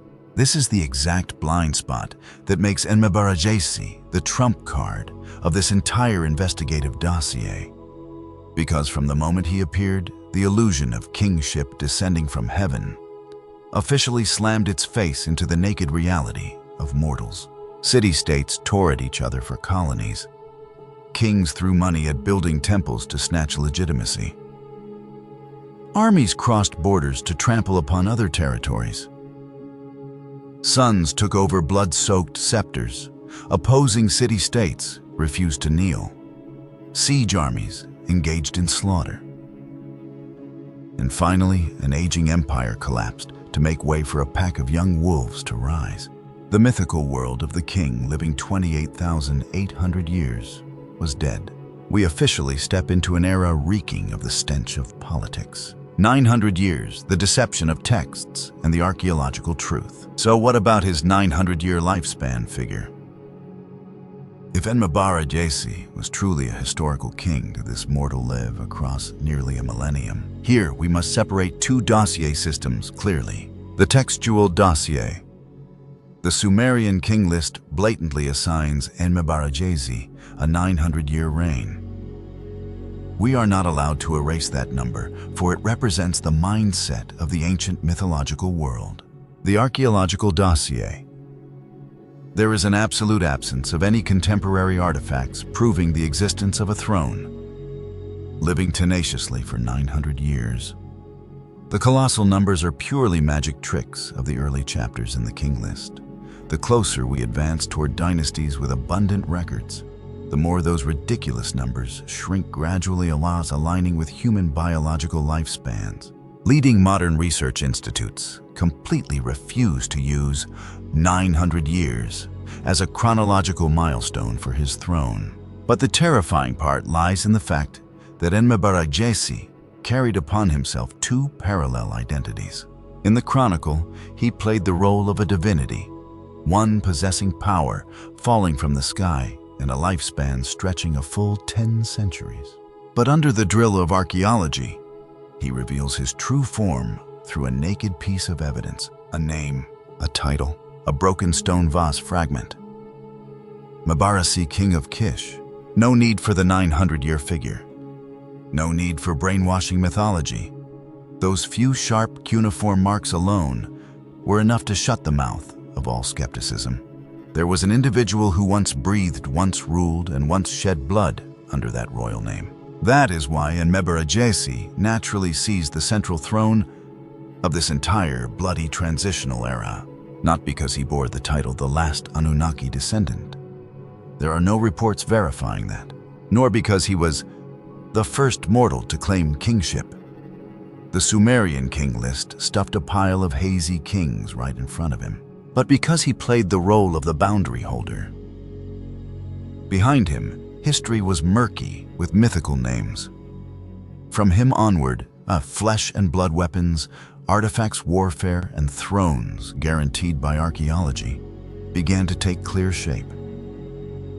The transfer of power now belonged entirely to humanity, the king on the boundary of life and death. Let us scan this entire historical dossier one last time. The Sumerian king list announced kingship descending from the heavenly realm. The Great Flood held a knife cutting history into two pieces. Kingship reappeared in Kish. Post-flood generations of kings still continued to bag delusional lifespans of hundreds of years. And then, as the Kish dynasty prepared to exhaust itself, Enmebaragesi appeared. The chronicle assigned him a 900-year reign and the achievement of crushing Elam. The Tumul inscription text remembered him as the builder of the Enlil sanctuary in Nippur. The Epic of Gilgamesh exposed his son Aga as the one who brought an army to slaughter Uruk. And separated from all deceiving myths, a rough piece of stone harbored 4 chilling millennial words. Enmebaragesi, king of Kish. That is when we must get used to a more ruthless Sumer. Thrones still clung to the name of divinity, but down on the earth, real power was settled through military violence, through blood alliances, through temples, manipulating religion, and through bloody massacres among city-states. Enmebaragesi stood right between those two worlds. One foot clung tightly to the legendary history of thrones living for centuries. The other foot had already kicked hard into the mortal archaeological historical page. And the successor to his throne, Aga, would step in to terminate this transition. Because when Aga pushed the Kish army to tighten the siege ring around the walls of Uruk, the one standing with clasped hands facing the battle was no longer an illusory name. It was Gilgamesh. From this second onward, the war for the throne no longer operated smoothly upon lines of text, transferring from one city to another. It reeked of blood and metal. It had legions, it had city walls, it had a bickering council of elders, it had mortals personally facing off and slaughtering one another. And the Sumerian historical machine finally smashed the darkness, striding proudly straight into the light. Aga and Gilgamesh, the confrontation that changed Sumerian kingship. After Enmebaragesi, the Sumerian king list places the throne of Kish into the hands of Aga, his succeeding son. The text records Aga ruling for 625 years, then closes the entire first dynasty of Kish with a very short sentence. Kish was defeated, and the kingship was taken to Eanna, the sacred temple precinct of Inanna in Uruk. This is a crucial milestone in how Sumerian scribes envisioned history. The power that once resided in Kish had now shifted to another center. However, historians do not view the figure of 625 years as an actual reign duration. It belongs to the same system of exaggerated numbers appearing in the early sections of the king list. Aga also resides in a hazier zone than his father. Enmebaragesi has his name on contemporary artifacts, making his historical status relatively solid. Aga is present primarily through later literary and chronographic traditions, most notably the Sumerian king list, the Tumul tradition, and the poem Gilgamesh and Aga. Several early dynastic artifacts bearing the name Aga Saraka have prompted proposals that they belong to this very king, but equating them remains debated. Therefore, the most certain way to state it is Aga very likely reflects an actual king of Kish, but the evidence for him does not yet stand as firmly as the case of Enmebaragesi. It is precisely the work Gilgamesh and Aga that preserves the clearest picture of the confrontation between Kish and Uruk. This is a Sumerian poem rather than a war report written on the spot. The Sumerian stories about Gilgamesh circulated and were written down many centuries after the early dynastic period they describe.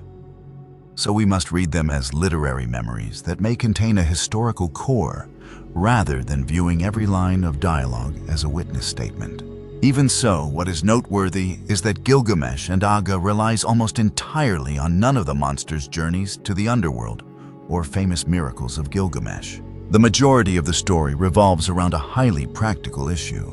A stronger city demands the submission of another city, and that other city must decide whether to bow down or fight. The story begins when Aga's envoys from Kish arrive in Uruk to meet Gilgamesh. The content they bring does not present itself as a full ultimatum as we understand it today. The opening lines repeatedly mention wells, the digging of deep wells, and water-drawing equipment, before raising the question of whether Uruk must submit to the house of Kish. That detail aligns very well with life in southern Mesopotamia, where irrigation works and collective labor directly determined a city's viability. What we can say for sure is that Kish was demanding a form of submission and labor obligations. Converting it into a plan to monopolize all of Sumer would go further than what the text actually states. Gilgamesh does not make the decision himself immediately. He takes the matter to the Council of Elders of Uruk. This is one of the most valuable details of the entire work, for it shows the image of a king who still had to face groups holding a voice in the city. Gilgamesh proposes not submitting to Kish and preparing to take up arms. The elders respond in this opposite direction. Uruk should accept submission and avoid war. Gilgamesh does not follow that advice. He shifts the issue to the gurus group, generally meaning able-bodied men of working and fighting age in the city. Caution is needed here. We should not turn them into a youth parliament in the modern sense. Whether the two groups in the poem truly represent two official political bodies of Uruk or are merely a literary device is still debated by researchers. What is certain is that within the story itself, the two groups present two different choices the elders want to yield, while those capable of bearing arms choose to resist Kish. Gilgamesh sides with the second group. They prepare their weapons. Enkidu also appears in the story, but here he is not yet the companion on fantastical adventures that we know from the later epic of Gilgamesh. He appears in a very specific military context alongside Gilgamesh as Uruk prepares to resist the Kish army. The crisis escalates very quickly. The text says, in less than 5 or 10 days, Aga, son of Enmebaragesi, leads an army to besiege Uruk. This is the clearest detail showing Kish did not just send a diplomatic demand and sit waiting. When Uruk refuses, Aga utilizes the military. The city instantly falls into a tense situation. But the ensuing developments differ quite heavily from how we usually imagine an epic battle. Gilgamesh does not open the gates and charge alone straight into the Kish army. The first person to step out is Bir-Tura, a bodyguard of Gilgamesh. He volunteers to go to Aga, but as soon as he exits the gate, the Kish troops grab and beat him. Aga then sees a Uruk official standing on the city wall and asks Bir-Tura whether that is Gilgamesh. Bir-Tura replies, it is not. A short time later, Gilgamesh actually appears on the city wall. The poem immediately switches to the familiar heroic language. Gilgamesh's stature and aura overwhelm those who see him. Gilgamesh then equips the men of Uruk with battle maces and stations them at the city entrance. Enkidu is the one who exits the gate, while Gilgamesh still appears on the city wall. Next, the text recounts that the Kish army is broken, and Aga falls into the hands of Uruk right in the middle of his own troops. This is the point where we should adhere strictly to the text. The work shows a siege, a counterattack, and the result of Aga becoming a prisoner of war, but it does not provide a battle map. troop numbers, types of formations, or a full description of Gilgamesh personally leading troops charging through the gate. If those details are added, it turns ancient literature into a battle reconstructed by ourselves. What happens after Aga becomes a prisoner is even more important than the battle. Gilgamesh does not kill Aga. Instead, he brings up a past relationship between the two men. Gilgamesh addresses Aga with titles reflecting a position that was once above his own, saying that Aga had previously given him breath, given him life, sheltered him as a fugitive, and helped him during hard times. Gilgamesh then declares that he will repay that old kindness and releases Aga to return to Kish. This detail makes the political picture much more complex. If the story retains a fragment of historical memory, the relationship between Gilgamesh and Aga might once have been a relationship between a ruler of Uruk and a stronger Kish power. Aga might have patronized or sheltered Gilgamesh during a previous period. Therefore, the war is not simply two kings who have never met fighting over Sumer. The poem itself shows that a personal or political relationship had existed between them previously. We do not have enough evidence to accurately reconstruct that relationship, but it is clear the text wants listeners to understand that Gilgamesh owed an old debt to Aga, and that is the reason he set his opponent free after the victory. This is also the point that makes Aga a very important figure in our historical timeline. He is the son of Enmebaragesi, the first king in the king list, whom archaeology can confirm relatively certainly through contemporary inscriptions. His opponent is Gilgamesh, a figure standing right on the borderline between an early dynastic king who might have truly existed and a hero entangled in a heavy veil of mythologization in later centuries. Thus, the Kish-Uruk confrontation lies exactly where Mesopotamian history begins to emerge more clearly through the layers of literature. But there is a very important detail that we should not recount incorrectly. The Sumerian king list does indeed state that after Aga Kish was defeated and the kingship transferred to Eanna. However, the king list does not say Gilgamesh defeated Aga, so the kingship immediately transferred to the hands of Gilgamesh. In reality, after the sentence transferring kingship to Eanna, the list names Mesh-ki-ang-gasher, Enmerkar, Lugalbanda, and Dumuzid before even reaching Gilgamesh. Meanwhile, Gilgamesh and Aga turns Gilgamesh into a direct contemporary of Aga. The two sources, therefore, do not align completely chronologically. This is exactly the evidence showing we cannot use the Sumerian king list as a modern chronological table where one king dies the day before and the next king takes the throne the day after. The scribes arranged multiple traditions regarding the city-states into a linear model. Kingship resides in one city, that city is defeated. Then kingship transfers to another city.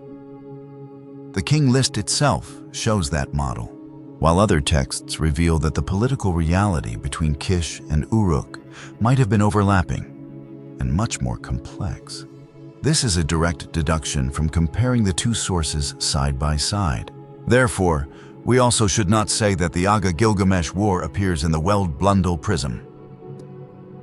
The Weld-Blundell prism records Aga as the son of Enmebaragesi, gives him 625 years, then says Kish was defeated, and the kingship transferred to Eanna.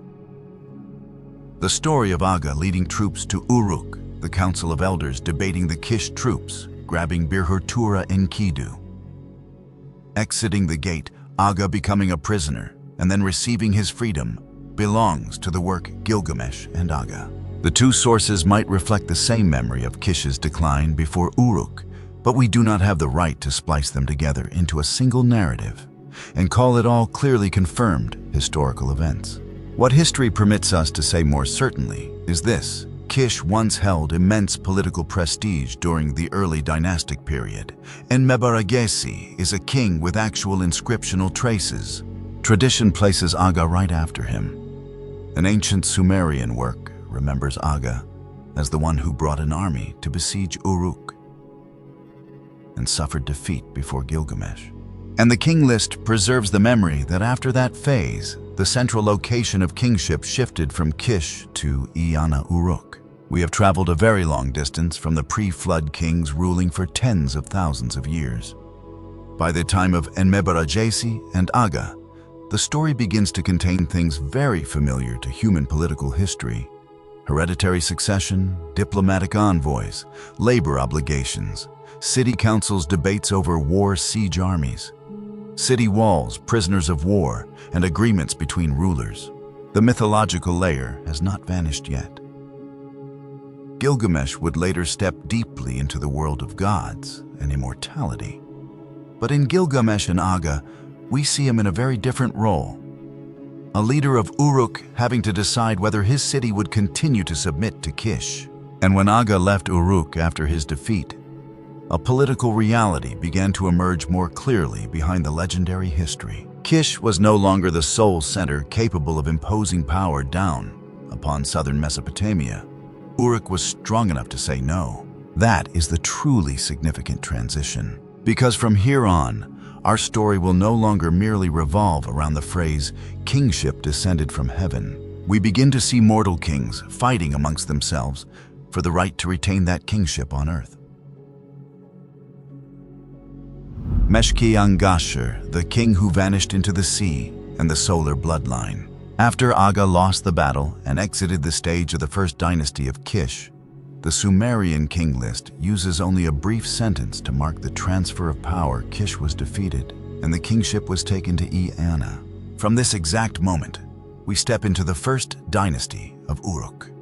This is where illustrious names like Mesh-ki-ang-gasher, Enmerkar, Lugalbanda, Dumuzid, and Gilgamesh successively appear. But the one leading this chain of power is a figure whose actions are the most mysterious. He did not leave behind long stories like Gilgamesh, nor did he appear in disputes with Errata like Enmerkar. His entire image is condensed into just a few brief lines in the king list, yet every line contains an incredibly unusual detail. His name is Mesh-ki-ang-gasher, sometimes transliterated as Mesh-ki-ang-gasher or Mesh-ki-ang-gasher, depending on the transliteration system. The most special point, the king list introduces him with a title that no preceding king of Kish possessed: Son of Utu. Utu was the Sumerian sun god, the deity striding across the daytime sky, associated with light, justice, and the ability to see through things humanity wished to conceal. In the later Akkadian tradition, Utu was known by the name Shamash. Therefore, the appearance of Mesh-ki-ang-gasher right after kingship left Kish carries an extremely clear meaning in how the Sumerians recorded history. An old dynasty had just ended. The ruling power was transferred to a new center. And the first person to grasp the throne was not introduced simply by the name of a mortal father. The text placed him directly into the lineage of the sun god. The king list records that at Eanna Mesh-ki-ang-gasher, son of Utu, became lord and king, meaning En and Lugal, and then ruled for 324 years. Another copy retains the figure of 325 years, but immediately following is a concluding line even harder to decode than that colossal lifespan. Mesh-ki-ang-gasher went into the sea and disappeared. There are exactly 3 pieces of information: son of a god, both En and king, then quietly disappearing into the ocean. And it is precisely these 3 details that molded Mesh-ki-ang-gasher into one of the strangest figures at the opening point of Uruk's history. Kingship was taken to Eanna. There is a detail very easy to overlook if we just skim through the king list. The text does not say that kingship was taken straight to Uruk. It clearly delineates that kingship was taken to Eanna. This is a notable distinction. Eanna, or Eanna, carries a meaning close to House of Heaven, and was later known as the famous sacred precinct of the goddess Inanna in Uruk. The Metropolitan Museum of Art USA confirms Eanna as the sacred area in Uruk associated with the worship of the goddess Inanna, and maintaining its central religious role across many centuries. Only immediately after the phrase kingship transferred to Eanna does the king list begin to introduce Mesh-ki-ang-gasher. But when reaching his succeeding son Enmerkar, the terminology instantly changes. Enmerkar is identified as King of Unug, meaning Uruk, and the text also associates him with building the city or the period when Uruk was built, depending on the copy. This order creates a highly logical structure. In the memories of Sumerian scribes, Kish was defeated. Kingship went to Eanna. Mesh-ki-ang-gasher ruled at Eanna. Enmerkar appeared with the title King of Uruk. Of course, we should not turn this sequence of events into an urban planning contract in the modern sense, because archaeology proves that Uruk had been a colossal urban center for a very long time, even before the era that tradition placed Mesh-ki-ang-gasher and Enmerkar in. By the mid-4th millennium, BC, meaning centuries prior to the early dynastic period, Uruk had developed into a mega-city spanning hundreds of hectares and was one of the centers giving birth to the earliest writing system. Therefore, the phrase Enmerkar built Uruk in the king list makes more sense when understood as the dynasty's memory of developing, consolidating, or transforming Uruk into a center of power rather than implying the land was completely deserted before Enmerkar. But regarding Mesh-ki-ang-gasher, the king list steadfastly retains a different image. He is tied to Eanna, a center with a name directly linked to the sky, and he himself is proclaimed as the son of Utu. That arrangement alone makes Uruk's opening dynasty take on a significantly more authoritative divine hue than the collapsing phase of Kish, a mortal holding both En and Lugal. The next detail lies in the two titles. Mesh-ki-ang-gasher held the office of En while also bearing the title of Lugal. In the Oxford translation etchl, these two words are simply converted to Lord and King. But in Sumerian political history, the simultaneous existence of both powers is much more complex than that brief English translation. Lugal is the familiar word for king. Literally, it combines Luman with Gal, great, forming great man, thereby becoming the title for a ruler. En is more complex. Depending on the city and the era, it could be tied to supreme leadership, a religious office, or the top position in the temple system. Through Mesopotamian royal texts, we know that En and Lugal were originally two separate titles, which were later consolidated into the hands of one ruler. For example, a text about the king Lugal Kigini Dudu states that the god Enlil himself combined both the office of En and the throne into one for him. Therefore, the image the king list designates for Mesh-ki-ang-gasher is not merely a warrior who just used force to conquer the city. He stood majestically right at the intersection where religious power and political power blended into one. This is also very consistent with the entire worldview we have been following from the beginning. Sumerian kingship never operated as a throne detached from divinity. The right to rule descended from heaven. Cities lay under the protection of the supreme being, and the leader was required to have a solid standing in both orders' secular politics and the sacred realm. Mesh-ki-ang-gasher is precisely one of the most perfect manifestations of that model. And the king list pushes the connection to the heavenly realm even further by bluntly identifying his father as the sun god. What does son of Utu truly mean? If we strictly adhere to the ancient text, the first answer is very simple. The king list calls him the son of Utu. The text does not explain that birthing process at all. It conceals the name of the mortal mother. It does not recount how Utu came to an earthly woman, nor does it provide any childhood story of Mesh-ki-ang-gasher. The scribe simply embedded that bloodline relationship into his identity, viewing it as a given, requiring no debate. But the strange thing is, the trace of Utu's lineage does not stop at Mesh-ki-ang-gasher. The king list calls Enmerkar the son of Mesh-ki-ang-gasher. However, when we turn to the work Enmerkar and the Lord of Aratta, Enmerkar himself is repeatedly extolled as the son of Utu. The goddess Inanna calls him that. His envoy also uses that title. The text repetitively reiterates the connection with the sun god multiple times. Thus, we see a highly anomalous type of genealogy, far different from the way biological family trees are drawn today.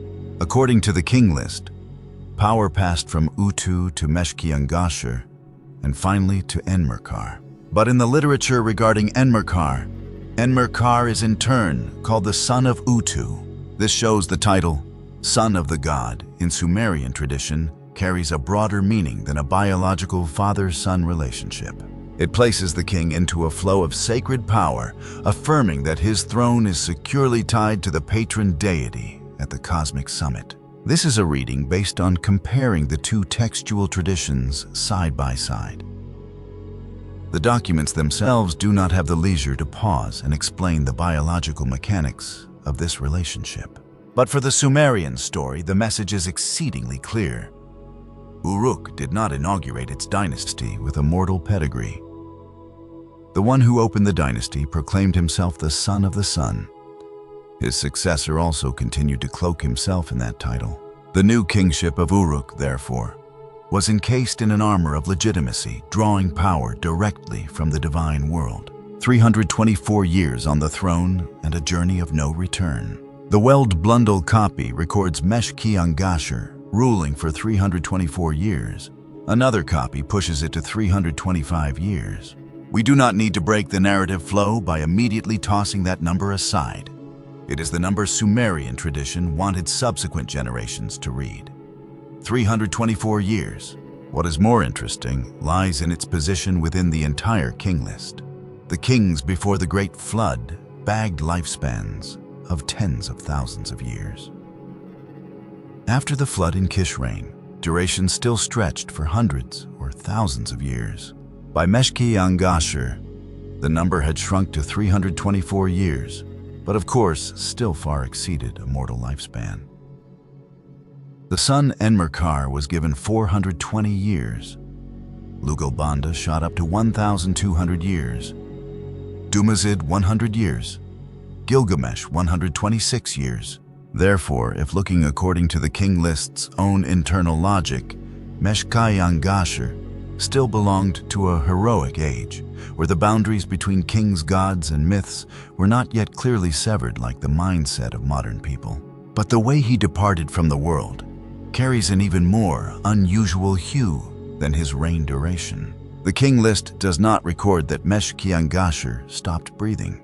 It does not say he was assassinated. It does not say he fell ill and died. It does not tell of the son stepping forward to bury the father and then succeeding to the throne.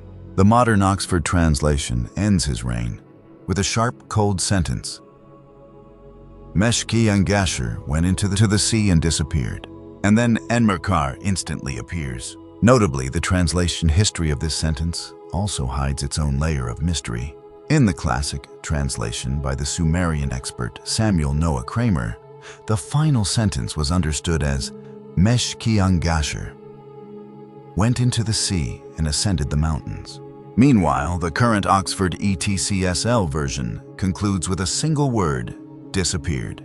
Whichever translation one follows, this absolutely does not look like a normal death certificate record.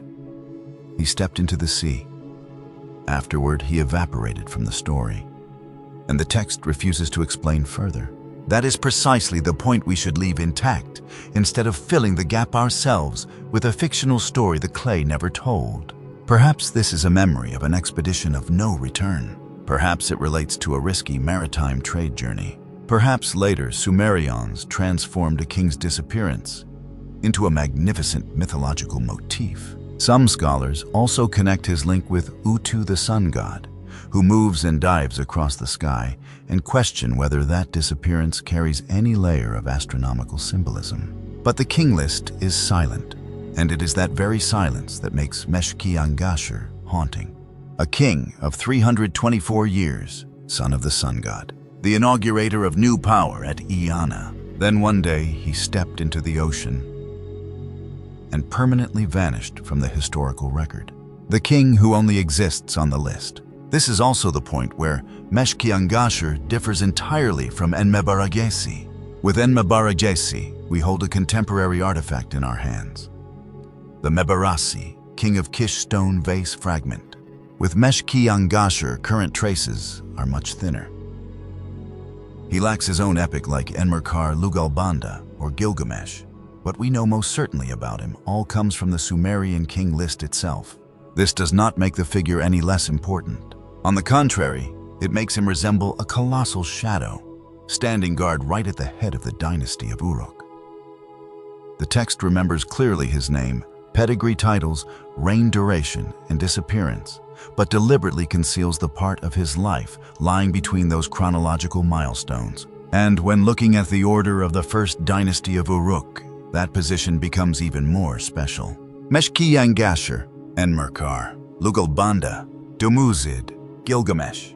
The four individuals standing after him are all tied to staggering Sumerian literary traditions to varying degrees. Especially Enmerkar, Lugalbanda, and Gilgamesh rose to become super figures of the heroic age in Mesopotamian memory. But the one paving the way for that entire line of kings almost solely left behind. A sharp, cold son of Utuen and Lugal of Eanna. 324 years, then disappeared into the sea. That turns Mesh-ki-ang-gasher into a perfect gateway for us to step into the Uruk dynasty. From Eanna to Uruk, after the evaporation of Mesh-ki-ang-gasher kingship, did not return to Kish. It passed straight to Enmerkar. And this is when the name Unug, meaning Uruk, truly steps into the line of kings in the king list. The text calls Enmerkar the son of Mesh-ki-ang-gasher, the king of Unug, and then associate him with the merit of building the city. Enmerkar is recorded as ruling for 420 years. But when flipping open the separate texts regarding Enmerkar, we unexpectedly receive a colossal volume of information. He was personally chosen by the goddess Inanna. He was again called the son of Utu. He ruled Uruk and Kulaba. He launched a war for power against Arata, a land situated far to the east, overflowing with gold, silver, and lapis lazuli. He dispatched envoys across treacherous mountain ranges, forcing Arata to pay tribute in precious materials to build the Eanna sanctuary. And in a famous historical passage, the story of Enmerkar is also tied to the moment Mesopotamians invented writing on clay tablets in order to overcome the limits of the envoy's memory. This is why Mesh-ki-ang-gasher should not be skimmed over merely so we can hastily rush straight to Gilgamesh. He is the very opening point for the entire Uruk lineage. Kish had just lost power. Eanna received the throne. A mortal carrying the bloodline of the sun god stepped up with the two supreme titles, En and Lugal. After 324 years, he went into the sea and disappeared. And then the son Enmerkar took over the scepter, pushing Uruk into an entirely different era. The age of megacities, long-distance trade, mysterious eastern mountain ranges, gold, silver, lapis lazuli, and the ruthless confrontation with Arata. If Mesh-ki-ang-gasher was the one inserting the key to fling open the door to Uruk, then Enmerkar was the one stepping through that door, pushing the city's power far beyond the Sumerian plains. That will be the next name we must hunt down. Enmerkar, the 420-year king and the era of Uruk, reaching beyond the plains. After Mesh-ki-ang-gasher went into the sea and disappeared, the Sumerian king list did not leave the throne of Eanna empty. The successor was Enmerkar, the son of Mesh-ki-ang-gasher, and right here the manner of recording begins to change. The father was called En and Lugal at Eanna. But moving to Enmerkar, the text calls him directly the king of Unug Uruk, while simultaneously associating his name with the building of the city. Some copies say Enmerkar built Uruk. Other copies are more cautious, stating that Uruk was built under his rule. Afterward, the king list lays down a number that is very hard to ignore. Enmerkar ruled for 420 years. This number becomes even stranger when we compare the surviving copies of the king list. The main manuscript tradition used by ETSL retains the figure of 420 years, but another copy designated TL records 900 years plus a missing portion. Yet another copy adds the time of Mesh-ki-ang-gasher and Enmerkar together as 745 years for the dynasty of Mesh-ki-ang-gasher. This means that even within the Sumerian scribal tradition, Enmerkar was still placed in an era where the power of the king could stretch across many centuries. Here we need to use the right words. The king list does not record that Enmerkar died at the age of 420. It records he ruled for 420 years. His actual lifespan is not provided by the text.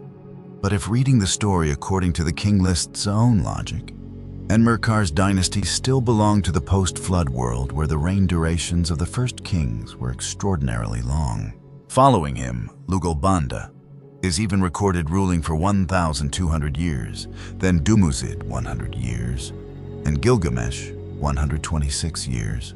What is more important is that Enmerkar did not just exist within a line of names and numbers. The Sumerians retained an entire cycle of tales about Enmerkar, and it is these texts that transform him from a name on the king list into a king, with a court envoys, granaries, temples, political rivals, and the ambition to expand Uruk's influence far beyond the southern Mesopotamian plains. The most prominent are the two works Enmerkar and the Lord of Arata, and Enmerkar and Ensugirana. From the son of Mesh-ki-ang-gasher to son of Utu, there is a highly notable detail in the genealogy of Enmerkar. The king list calls him the son of Mesh-ki-ang-gasher. Mesh-ki-ang-gasher, in turn, is the son of the sun god Utu. But when we open Enmerkar and the Lord of Arata, that gap of one generation almost disappears. In the poem, Enmerkar is continuously called directly Enmerkar, son of Utu Enmerkar, son of Utu. Inanna herself calls him that. His envoy also introduces the king with that title upon arriving in Arata. Therefore, the first Uruk line of kings carried a very special genealogy. Mesh-ki-ang-gasher was the son of Utu. Enmerkar was the son of Mesh-ki-ang-gasher, but simultaneously, Sumerian literature also placed Enmerkar directly under the title son of Utu.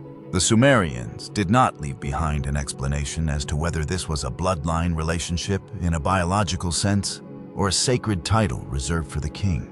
What we know for sure is that the connection with Utu was used to define Enmerkar's status, and it appears multiple times rather than being a random scribal error. The work concerning Arata pushes that status even higher. Enmerkar is described as the one chosen by Inanna in her heart, the ruler of Kulaba, and the one receiving the goddess's support in the dispute with Arata. When an envoy speaks of him, Enmerkar does not emerge as a petty village chief trying to hold on to a few fields. He is introduced as a ruler born to hold power associated with Utu Inanna and the sacred authority of Uruk. This is the point where Enmerkar continues very clearly the legacy of his father. Kingship had just left Kish to come to Eanna.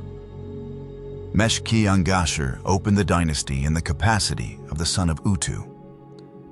Reaching Enmerkar, that power did not lose its divine layer. On the contrary, it began to tie more tightly to Uruk Eanna and Inanna. Enmerkar and the building of Uruk. The king list grants Enmerkar an extremely important title, the king associated with the building of Unug Uruk. Some copies record straightforwardly that he built Unug. Other copies state under him Unug was built. If standing in the world of Sumerian scribes, this turns Enmerkar into a founder king, the king who laid the foundation for Uruk in the dynasty's memory. But the real-life city of Uruk is much older. Archaeology shows the settlement at Uruk had developed into a massive urban center since the 4th millennium BC, long before the early dynastic period that Enmerkar is often placed into when reconstructing history. Therefore, the phrase Enmerkar built Uruk does not necessarily have to be understood that prior to him there was only empty land. What we can say more certainly is that Sumerian tradition associates the construction or establishment of Uruk as a center of kingship with the name Enmerkar. And when opening Enmerkar and the Lord of Arata, we understand why that memory is important. Uruk in the text was already a city of baked bricks, granaries, courts, and grand sacred precincts. Eanna, the temple of Inanna, lay right at the center of Enmerkar's ambition. The king did not just want his city to survive. He wanted it covered with materials. The Sumerian plains lacked gold, silver, precious stones, lapis lazuli, and mountain stones. And to obtain those things, he looked toward Aratta. Aratta is one of the most mysterious locales in Sumerian literature. The poems place it on the other side of the mountain ranges, on a journey requiring the crossing of multiple highland regions before Enmerkar's envoy could arrive. Aratta was famous for precious metals, mountain stones, and especially lapis lazuli. Its precise archaeological location has thus far not been determined for certain, so we should not pin Aratta down to a specific modern city. In Enmerkar and the Lord of Aratta, Enmerkar's goal is stated quite clearly.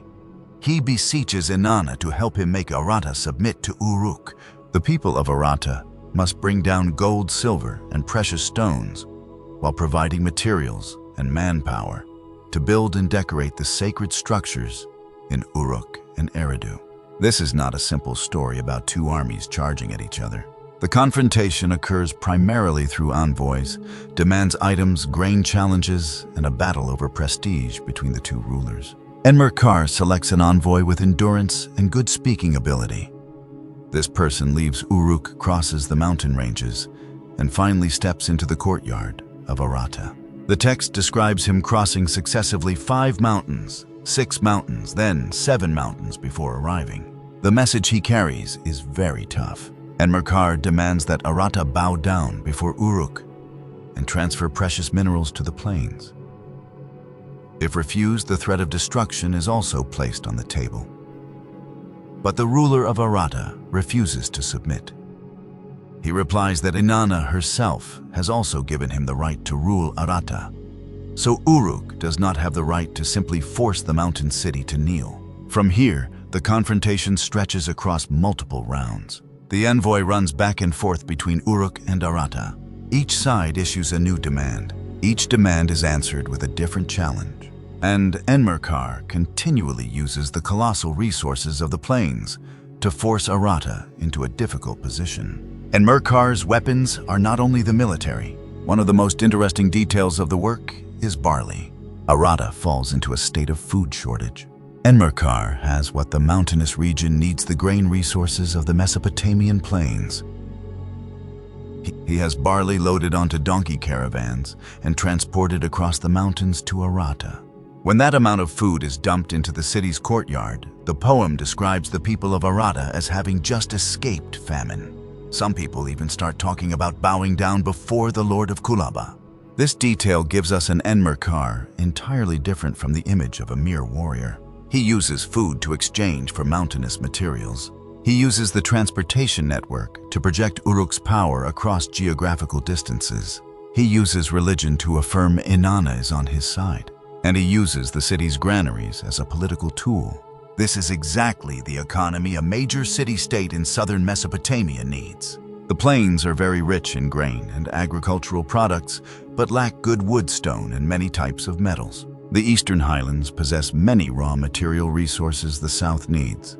In the Enmerkar story, that relationship is transformed into a power struggle between Uruk and Aratta.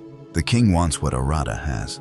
Aratta needs what Uruk has. And right in the middle are the donkey caravans, envoys' granaries, and goods crossing the mountains. That is an image very fitting for an Uruk reaching beyond the scope of a single city-state. But the story also retains a detail that ties the name Enmerkar to the history of writing.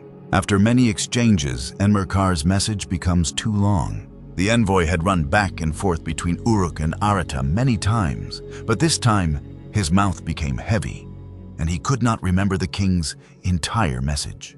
Enmerkar solves the problem with a very concrete action. He takes clay, molds it into a flat surface, then records the message onto the clay. The work even states that prior to that, sending messages by writing on clay had not been established, but on that day, Enmerkar did so.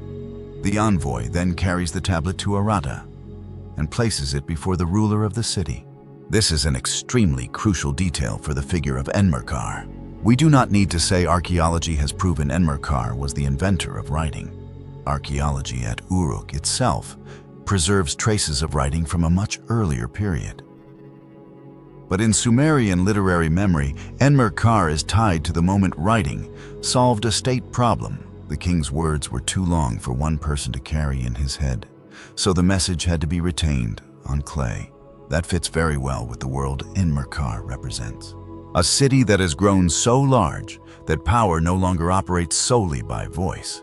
Goods must be measured, granaries must be managed, envoys must travel far, demands must cross 7 mountain ranges, and ultimately the king's words must lie on clay so they do not change along the way. A world that once spoke a common language, right in the confrontation with Arata.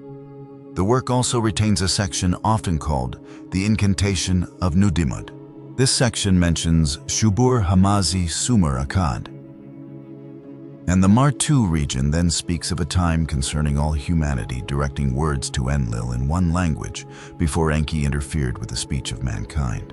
The exact understanding of certain verbs in the passage has sparked debate, but the fact that the languages of peoples lie right in the middle of the Enmerkar story is something the text clearly displays.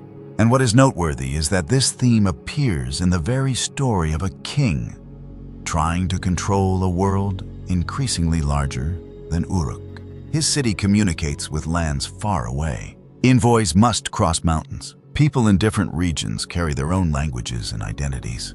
In that context, clay becomes the place, preserving words intact when the distance between people grows increasingly large. Enmerkar is therefore remembered not only by a 420-year throne, but also by information trade and the ability to project Uruk's commands across borders. Enmerkar and Ensuger-Ana, who is truly chosen by Inanna. Another work, Enmerkar and Ensuger-Ana, continues the rivalry between Uruk and Aradas, but brings the issue straight to the question of legitimacy. Ensuger-Ana, Lord of Arata, sends a demand that Enmerkar must submit to him. The dispute revolves around a very sensitive issue: who is truly favored by Inanna. Both rulers want to prove they hold a position closer to the goddess and therefore deserve to stand higher than their opponent. Enmerkar's response shows us how Sumerian literature views Uruk's power. He asserts Inanna lives in Uruk. Enlil has given him the crown, and scepter Ninurta supports him, and Arata cannot replace the position of Inanna. The work even calls Enmerkar someone born to be a god, or appearing like a god, in a passage describing his status. The dispute then shifts to a story about magic. A sorcerer from Arata attempts to destroy the milk and food sources in a region belonging to Uruk's world, but is defeated by the sorceress Sagburu. When all moves fail, Ensuger-Ana finally has to send an admission to Enmerkar. He declares that Enmerkar is the one beloved by Inanna, the one standing higher while he only stands second. The text concludes by affirming Enmerkar had proven himself superior to Ensuger-Ana. Thus, the two Arata stories jointly construct a fairly consistent image. Enmerkar does not merely rule Uruk. He wants Uruk to stand above Arata. He wants materials from the mountainous regions to flow into Ayana. He has granaries sufficient to exert pressure on a region lacking food. He dispatches envoys through the mountain ranges.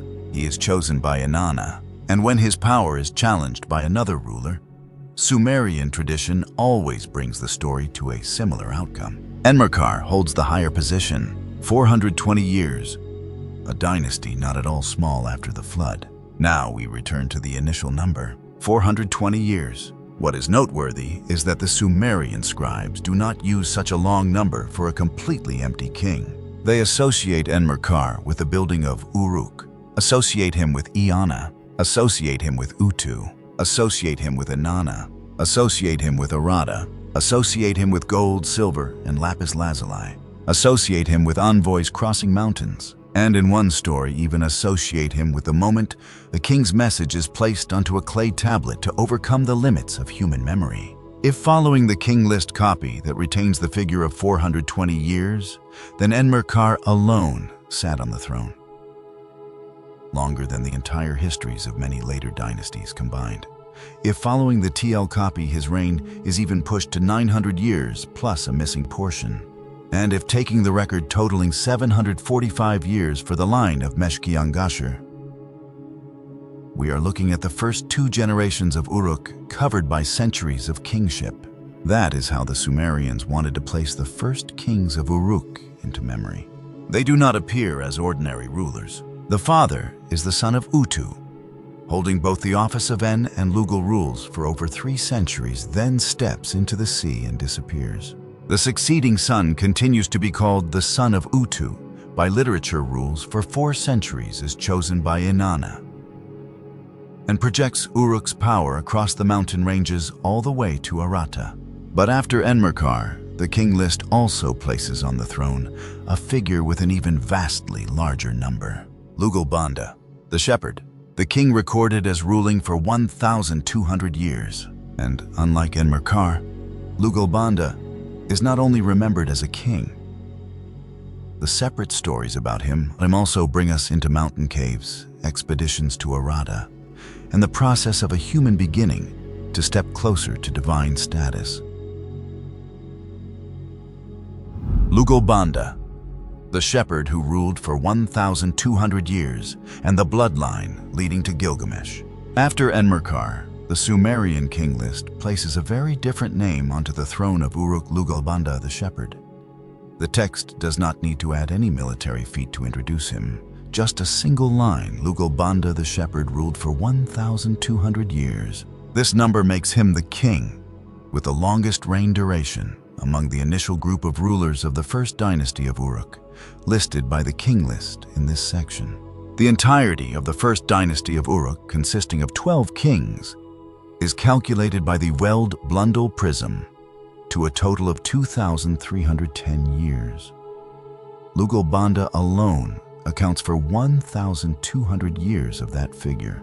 What is noteworthy is that the king list only records the reign duration without stating how old Lugalbanda was when he ascended the throne or his total lifespan.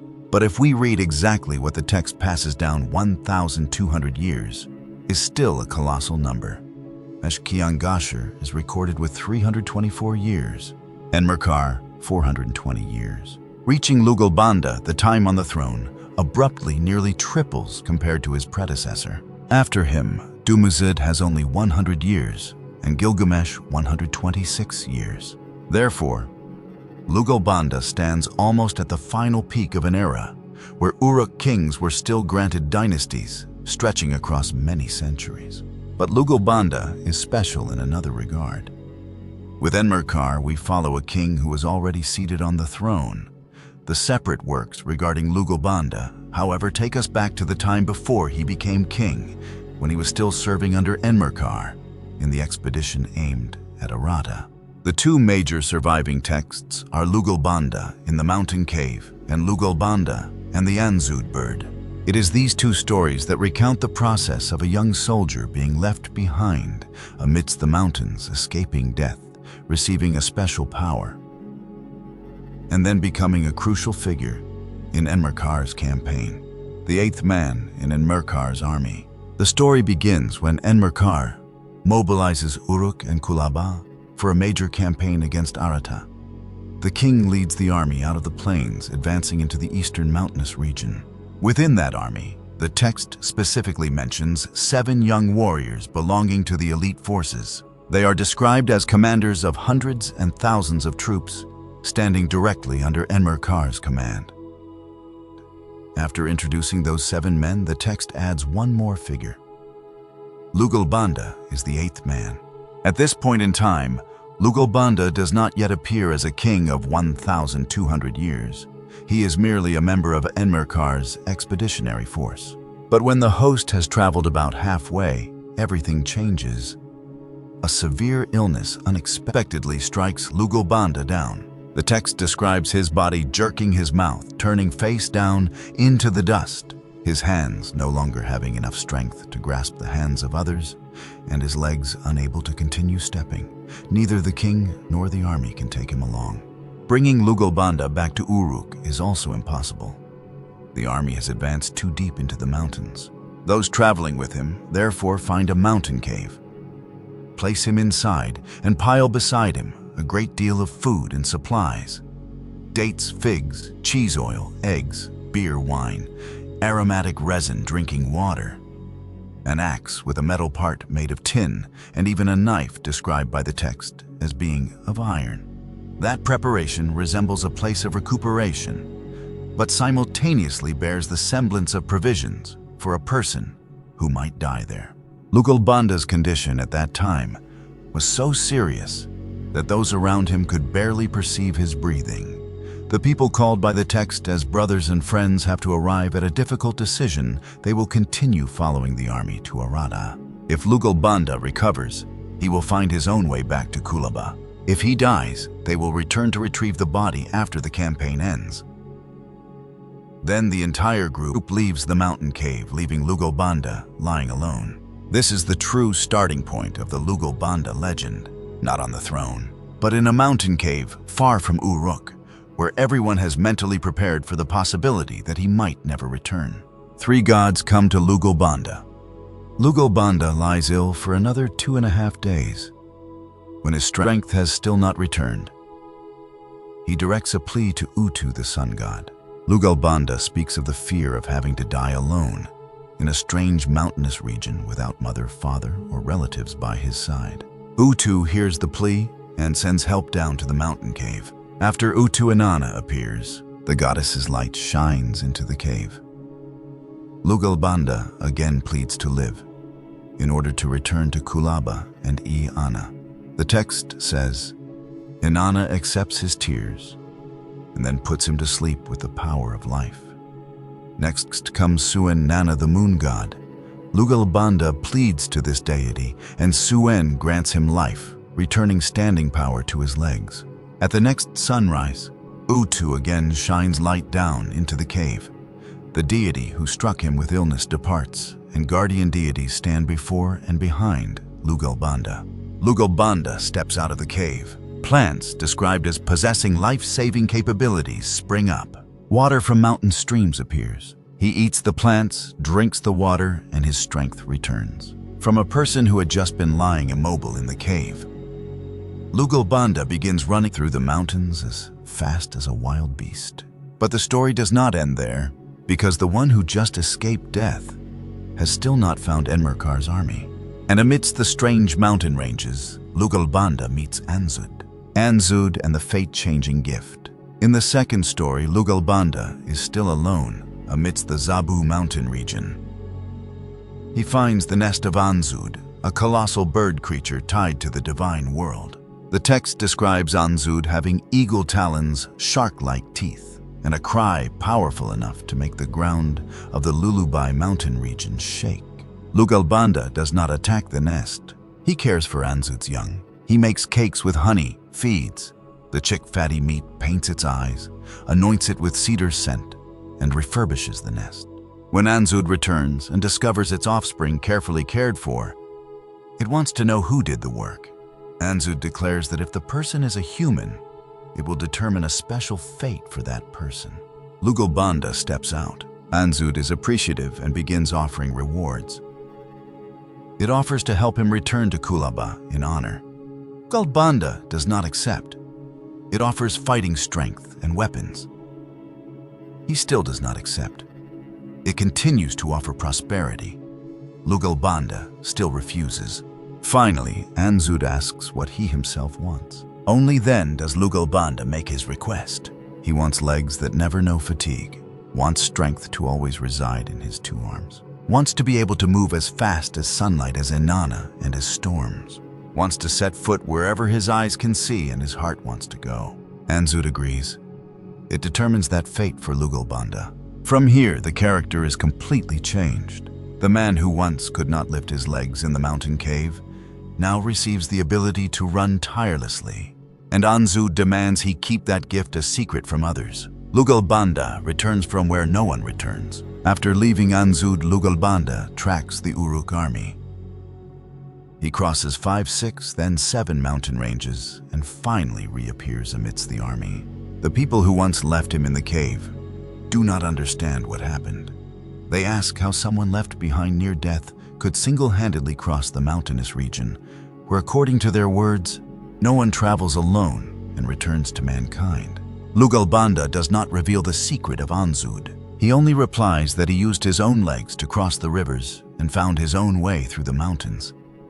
His friends embrace him, give him food and drink, and welcome him back into the army. But during that time, Enmerkar's campaign has fallen into a stalemate. The Uruk army arrives at Arata and is held back before the city's defense system. The text says, "Javelins and stones from Arata's walls rain down." Day follows day, month follows month, until a full year passes by. The Uruk army is stuck amidst the mountains, not knowing how to breach the city, but also unable to easily return. Enmerkar begins to worry and needs a runner to cross through the mountain ranges back to Kulaba to plead for Inanna's help. The king looks for someone. No one wants to go. He asks the entire army and then asks the elite forces. Still, no one accepts the mission. Finally, only Lugalbanda steps forward. He asks Enmerkar's permission to go alone, and the one who just received the gift of Anzud begins to run. The messenger crossing 7 mountain ranges. Lugalbanda leaves the camp single-handedly, retracing the path through the mountain region. The text continues to mention 5, 6, then 7 mountain ranges. But this time, the colossal distance can no longer hold him back. Thanks to the gift of Anzud, Lugalbanda moves at a speed others cannot keep up with and finally returns to Kulaba. Around midnight, before the banquet table of Inanna is brought out, Lugalbanda has set foot into the brick city. He goes before the goddess kneels and transmits the entirety of Enmerkar's words. The king is stuck before Arata and wants to know how Inanna will help him. Inanna gives Lugalbanda instructions regarding a ritual and her fighting power. That answer must subsequently be brought back to Enmerkar. The text places Lugalbanda right at the center of the communication system between the king out on the battlefield and the patron goddess of Uruk at Anna. He is the very one capable of crossing the distance that the entire army cannot cross quickly. This is the important point if we wish to understand why Sumerian tradition remembers Lugalbanda differently from kings who are merely names in the king list. In the poems, he does not begin with power. He begins with surviving, then receives the help of Utu Inanna and Suen, meets Anzud, receives a new fate, becomes the only person capable of completing the mission Enmerkar needs. Then, when we return to the king list, the one who once served Enmerkar appears right after Enmerkar on the throne of Uruk. From Enmerkar's warrior to the 1,200-year king, this is the largest gap in the Lugalbanda dossier. The works regarding the mountain region tell us about the time he served Enmerkar. The king list says he becomes the next to rule Uruk. But the remaining texts do not recount the coronation. We do not have an intact story stating how Enmerkar died or left the throne, who placed the crown on Lugalbanda's head, or the exact moment the warrior became king. The king list simply transitions from Enmerkar, 420 years, to Lugalbanda the shepherd, 1,200 years. But when placing the two sets of texts side by side, the character's developmental arc is still very clear. Lugalbanda steps into the story under Enmerkar. He nearly dies during the Arata campaign. He survives after being helped by the gods. He receives a special ability from Anzud. He becomes Enmerkar's most important messenger. And in the later dynastic memory, that very person succeeds Enmerkar to grasp the kingship of Uruk for 1,200 years. The king list still calls him by a very humble title, the shepherd. But that is the title accompanying the king with the longest reign in the early part of this Uruk line. From the king to holy Lugalbanda. And this is where the story of Lugalbanda transcends the throne. In the texts regarding Gilgamesh, his name is no longer mentioned. Like a normal king who died many generations ago, Lugalbanda is called by the title Holy Lugalbanda, Holy Lugalbanda. In Gilgamesh and Huwawa, Gilgamesh repeatedly swears by the life of his mother Ninsun and his father, Holy Lugalbanda. Thus, a very clear Sumerian tradition establishes the family relationship. Ninsun, mother of Gilgamesh, Lugalbanda, father of Gilgamesh. This is especially important because Ninsun is not an ordinary mortal woman. She is a goddess in the Mesopotamian tradition. Oracc records Ninsun as the divine mother of Gilgamesh and the consort of Lugalbanda. Thus, in the later literary genealogy, Lugalbanda stepped from the position of king of Uruk into a divine family, becoming the father of the most famous figure in all of Mesopotamian literature. And that process goes even further. By the time of the Ur III dynasty, meaning when kings like Shulgi ruled Mesopotamia, Lugalbanda carried a distinct divine status in royal ideology. A hymn of Shulgi calls Holy Lugalbanda the personal god of the king. Texts from later periods also record Lugalbanda with the divine determinative and place him within the divine system of Uruk. Thus, the journey of Lugalbanda in Sumerian memory passes through three very clear layers. Initially, he is a man in Enmerkar's army. Afterward, he is the king of Uruk, ruling for 1,200 years. Finally, he becomes the divine Lugalbanda, husband of Ninsun and father of Gilgamesh. This is a transition that very few figures in the king list achieve. But the king list leaves behind a very strange detail. If only looking at the tradition regarding Gilgamesh, we could easily visualize a line of succession. Enmerkar, then Lugalbanda, then Gilgamesh. But the Sumerian king list does not write it that way. Between Lugalbanda and Gilgamesh, it places an additional king. Dumuzid the Fisherman, Dumuzid the Fisherman of Quara. Lugalbanda rules 1,200 years. Dumuzid rules 100 years or 110 years in another copy. Only then comes Gilgamesh ruling 126 years. One copy of the king list even adds an extremely unusual detail. Dumuzid captured Enmebaragesi with his own hands. Meanwhile, the works regarding Gilgamesh call Lugalbanda the father directly. The two layers of tradition, therefore, overlap in a very notable way. The king list retains the order of reigns. Heroic literature retains the divine genealogy of Gilgamesh. And exactly between those two layers, Lugalbanda becomes the perfect bridge. He once fought under Enmerkar. He survives through the mountain region. He receives power from Anzud. He succeeds to the throne of Uruk with a reign of 1,200 years. He is deified. And finally, tradition places him into the bloodline of Gilgamesh the king, who will take the Uruk story to an entirely different level. But before Gilgamesh appears, the king list still forces us to pass through one final figure. Dumuzid the Fisherman, a king hailing from Quara, recorded ruling for 100 years. And in a variant, he is also granted an even harder to explain feat, single-handedly capturing Enmebaragesi alive, the king of Kish, who originally preceded the Uruk era in the king list's own structure. That is the next link needing to be dissected before we advance to Gilgamesh. Dumuzid, the fisherman, the 100-year king standing before the era of Gilgamesh. After Lugalbanda, the Sumerian king list places onto the throne of Uruk a figure named Dumuzid, the fisherman Dumuzid, the fisherman. The text states that his homeland was Quara, an ancient city in southern Sumer located in a land nourished by rivers, canals, and vast marshlands. The king list records Dumuzid ruling for 100 years, while some other copies retain the figure of 110 years. After him, the throne transferred to Gilgamesh. This position makes Dumuzid a very special link in the first dynasty of Uruk. He stands after Lugalbanda, the king recorded as ruling for 1,200 years and later deified, yet stands right before Gilgamesh, the most famous figure in the entire Mesopotamian heroic tradition.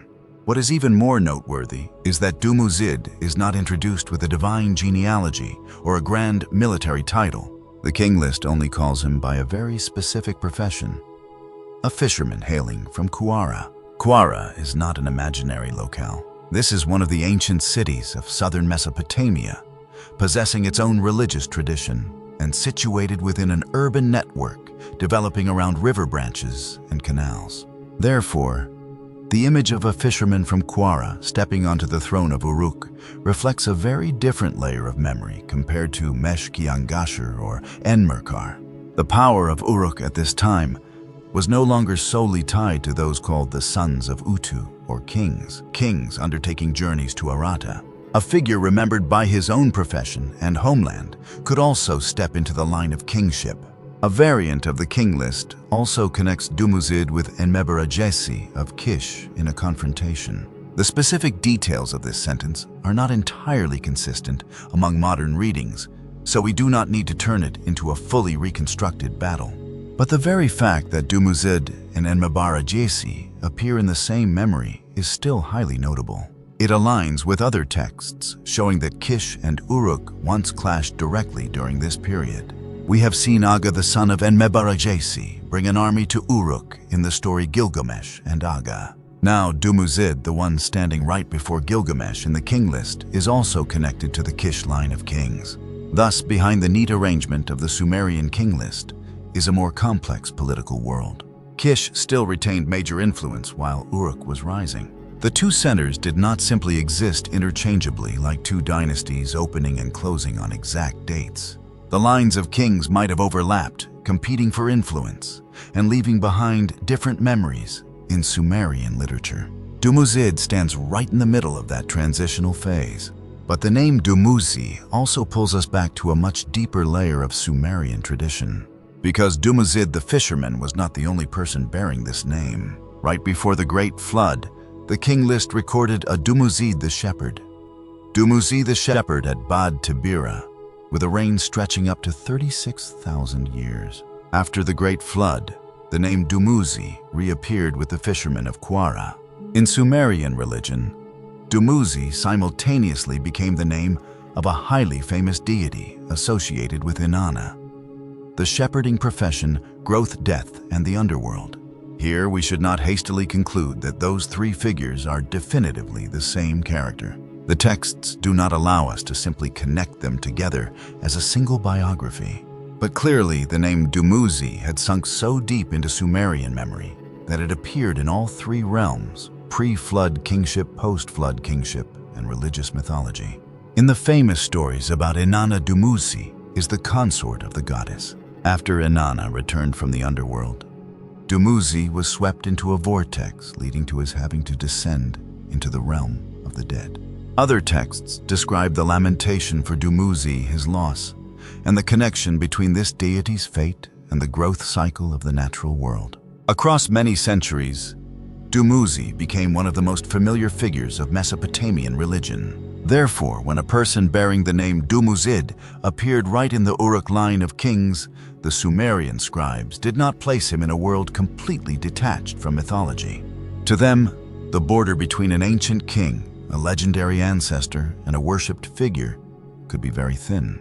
Lugalbanda also underwent a similar process. Gilgamesh later did as well. The kings of the first Uruk era did not merely exist in political lists. Their names continued to live on in temples, songs, and stories retold across many generations. What makes Dumuzid the Fisherman mysterious is that we know very little about his own 100-year dynasty. The king list does not recount how he ascended the throne, does not record the structures he built, nor does it leave behind a long story about how he died. We only see a fisherman from Quara step into the middle of the Uruk line of kings, bearing a name that had existed since the pre-flood era, holding kingship for a full century before exiting the stage. Immediately after that, Gilgamesh appears. This transition is particularly important. If Lugalbanda represents the era of heroes directly assisted by the gods, and Dumuzid carries a name lying deep within Sumerian religious tradition, then Gilgamesh would gather almost all those layers into a single figure. A king of Uruk, a person bearing divine blood, a warrior confronting Kish, and ultimately a human dedicating his entire life to finding a way to escape death. And from Gilgamesh onward, the history of the dynasty of Uruk will step into its most famous portion.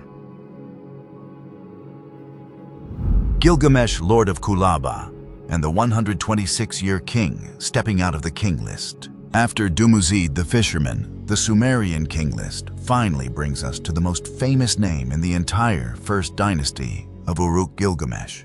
The king list does not grant him a long biographical passage. The text merely records that Gilgamesh was the lord of Kulabai, ruled for 126 years, then his son Ur-Nunggal succeeded him for another 30 years. But those few short lines open up a figure so massive that his name later transcended the king list, appearing in a series of separate Sumerian works, and ultimately becoming the center of the epic of Gilgamesh in Akkadian. The first notable point lies in the title Lord of Kulaba itself. Gilgamesh is not simply called the King of Uruk. In Gilgamesh and Aga, he repeatedly appears with the title Lord of Kulaba, while Uruk is the city he protects. Kulaba was a very ancient part of the Uruk area, deeply tied to the political and religious traditions of the city. Therefore, when texts call Gilgamesh by this title, they are placing him right at the center of the ancient Uruk world, rather than as a wandering hero without a homeland. The king list grants him 126 years on the throne. This number is vastly lower than the 1,200 years of Lugalbanda, the 420 years of Enmerkar, or the tens of thousands of years dynasties before the Great Flood, but is still long enough to keep Gilgamesh in the era of kings bearing reign durations far exceeding a normal human lifespan. More importantly, from Gilgamesh onward, the number of years in the dynasty of Uruk continued to shrink sharply. Urnungal 30 years, Udul-kalama 15 years, Labashum 9 years, and Nuntara Ana 8 years. Right within the structure of the king list itself, Gilgamesh therefore stands near the zone where the colossal numbers of the heroic age begin to gradually give way to shorter dynasties. But what completely differentiates Gilgamesh from Dumuzid does not lie in the 126 years. It is the volume of memory the Sumerians retained about him. ETCSL currently preserves 5 separate groups of Sumerian tales about Gilgamesh and Aga Gilgamesh and the Bull of Heaven, the death of Gilgamesh, Gilgamesh Enkidu, and the Netherworld, and Gilgamesh and Huwawa with its multiple variants. These are independent works born before Babylonian scribes amalgamated various traditions into the epic of Gilgamesh in Akkadian. The British Museum states that by the early 2nd millennium BC, the originally separate Sumerian stories began to be translated and combined into a grand epic. The version continued to be edited over the following centuries. In other words, before Gilgamesh became the character of a single grand epic, he lived in Mesopotamian memory through many different stories. A king fighting Kish, a warrior advancing into the cedar forest, the one confronting the Bull of Heaven, the one investigating the realm of the dead, and ultimately the very king who must lie down before the law of mortality. As soon as we dig into Gilgamesh's origins, we encounter a very strange detail. The Sumerian king list, currently translated by Oxford, writes that the father of Gilgamesh was a phantom, a word that even the translation has to put a question mark next to, because the understanding is not entirely certain. The king list does not write directly in this line that Lugalbanda was Gilgamesh's father, but the Sumerian stories about Gilgamesh state it much more clearly. In Gilgamesh and Huwawa, Gilgamesh repeatedly swears by the life of his mother Ninsun and his father Holy Lugalbanda. This is not an accidental mention. That genealogy repeats across versions of the story. Thus, the heroic tradition of Sumer places Gilgamesh squarely into the very lineage we have just been following Lugalbanda as the father, Ninsun as the mother. This point is very important for the dynasty of Uruk as well. Lugalbanda, in the king list, held the throne for 1,200 years and was later called Holy Lugalbanda. Reaching Gilgamesh, that bloodline continued to be repeatedly mentioned by Sumerian literature. However, between the two men in the king list order still stands Dumuzid the Fisherman. That shows the Sumerians did not construct the king list as a simple hereditary family tree. The list tracks who held kingship, while the poems retain another layer of memory regarding bloodlines and divine relationships. And with Gilgamesh, those two layers of memory finally converge in a figure with special weight. This is most clearly manifested in Gilgamesh and Aga. Unlike the stories about monsters or the afterlife, this work places Gilgamesh in a very specific political crisis. The envoy of Aga, son of Enmebaragesi, arrives from Kish. Gilgamesh brings the issue before the Council of Elders of Uruk. The older men want to accept submission to Kish to avoid war. Gilgamesh does not listen, but transfers the issue to the group of men capable of laboring and fighting. They choose resistance. Less than 5 or 10 days later, Aga brings an army to besiege Uruk. This is one of the passages that makes Gilgamesh distinctly different from many kings before him in the king list. We see a ruler having to face envoys, councils opposing armies, and the psychology of the populace itself within the city. When Aga appears before the city wall, the people of Uruk panic. Gilgamesh prepares weapon stations, forces at the gate, and brings Enkidu into action. Ultimately, Aga is captured right amidst the Kish army, but Gilgamesh does not kill him. The text reveals that Aga had previously helped Gilgamesh, and the king of Uruk decides to return the old favor. He releases Aga to return to Kish. The story concludes with words of praise for Gilgamesh, Lord of Kulaba. We delved deeply into this confrontation in the previous section, but when placing it into the Gilgamesh dossier, one thing needs to be emphasized. This is the earliest image of him as a political king. Before centuries of storytelling turned him into a hero confronting supernatural creatures, Gilgamesh first and foremost ruled a city. He had to protect Uruk, and the power struggle with Kish places his name right in the chain of conflicts that began since Enmebaragesi, Gilgamesh and his traces at Nippur. Another text titled The History of the Tumul also places Gilgamesh into the same building tradition that we saw earlier with Enmebaragesi. The text recounts that Enmebaragesi once built a structure within the sacred precinct of Enlil. Aga, his son, continued to make the tumul flourish. Following other phases, Gilgamesh appears and is recorded as the one who built the Numenbara in the sacred precinct of Enlil. Following that, Urlugal, son of Gilgamesh, made the tumul flourish again and brought Ninlil there. This detail expands the image of Gilgamesh beyond Uruk. Nippur was the major religious center of Enlil, when the tumul tradition associates Gilgamesh with a structure there. It places him in the same system of legitimacy that Mesopotamian kings across many generations pursued. The ruler not only fights battles, but also builds and maintains prestigious sacred centers beyond his own city. Here also appears a very interesting point regarding the successor. The king list calls Ur-Nungal the son of Gilgamesh and has him rule for 30 years, while the Tumul tradition calls Ur-Lugal the son of Gilgamesh. These two names do not match completely, but both traditions retain a common memory that Gilgamesh had a son who continued to hold a royal or religious role after him.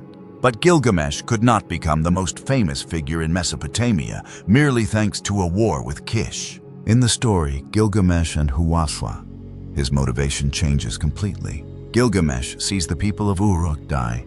He looks down at the river and realizes that one day he himself will also suffer the same fate. From then, the king makes a very clear decision. If a human cannot escape the final limit of life, he will go to the mountainous region and create a name that survives after the physical body dies. That very idea of fame before death lies right at the beginning of the story. This is a massive shift in the character of Gilgamesh. Before Aga, his issue was the autonomy of Uruk. Before Huwawa, the greater opponent was time. Gilgamesh and Enkidu advanced toward the mountain ranges where the cedar forest lies. He beseeches Utu to help him cross the path. The text recounts the party crossing multiple mountain ranges, eventually reaching the cedar region and beginning to fell timber. Huwawa, the guardian of the mountain region, appears as an extremely terrifying opponent, bearing terrors or layers of awe-inspiring power, making him hard for others to approach. Gilgamesh finally manages to approach Huwawa. In some versions, he uses gifts and promises to make Huwawa sequentially hand over his protective layers of power. When the opponent loses his defensive capabilities, Gilgamesh captures him. Gilgamesh even at one point wants to spare his life, but Enkidu opposes it. The final parts of the text are damaged, and the versions are not entirely identical, but the general tradition brings Huwawa to his death. What is notable is not just the fact that Gilgamesh defeats a monster. Right from the start, he knows he will die. Therefore, the journey in search of cedar is actually a way of fighting against death through fame. If the body does not exist forever, the name must exist. This is the seed of the theme that will later dominate the entire epic of Gilgamesh. The Bull of Heaven, when the conflict touches the divine world. Another Sumerian story places Gilgamesh and Enkidu before the Bull of Heaven. The colossal bull is brought down to Uruk and causes direct damage to the city. The text describes it drinking river water in colossal quantities, destroying palm trees, devouring pastures, and leaving both Uruk and Kulaba threatened.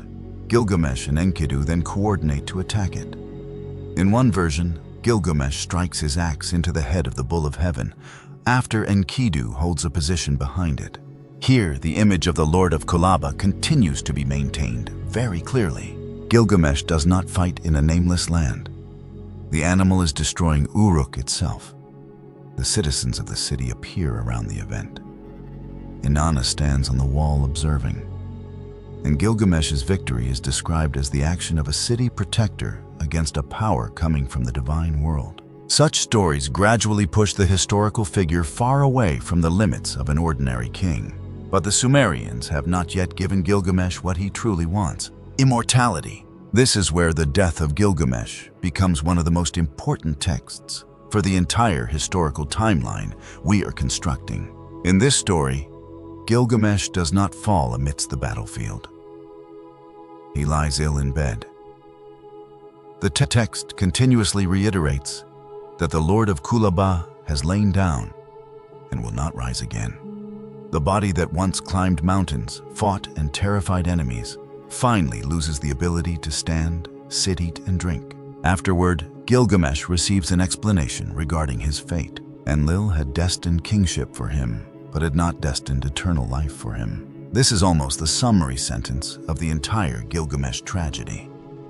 He could possess kingship, could be remembered as the son of a sacred lineage, could live 126 years according to the king list, could cross mountains, fight Huwawa, and step into stories that humans would still be reading thousands of years later. But there is still one thing the throne cannot buy: eternal life. And here the story unexpectedly connects straight back to the great flood we just passed through. In one version of the death of Gilgamesh, the gods recall Zuxudra, the survivor of the flood.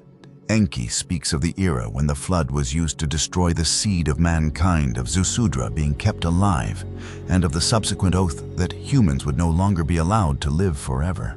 Before the case of Gilgamesh, the question is raised: could he escape that rule because of his special mother? The final answer is still no. Gilgamesh must die.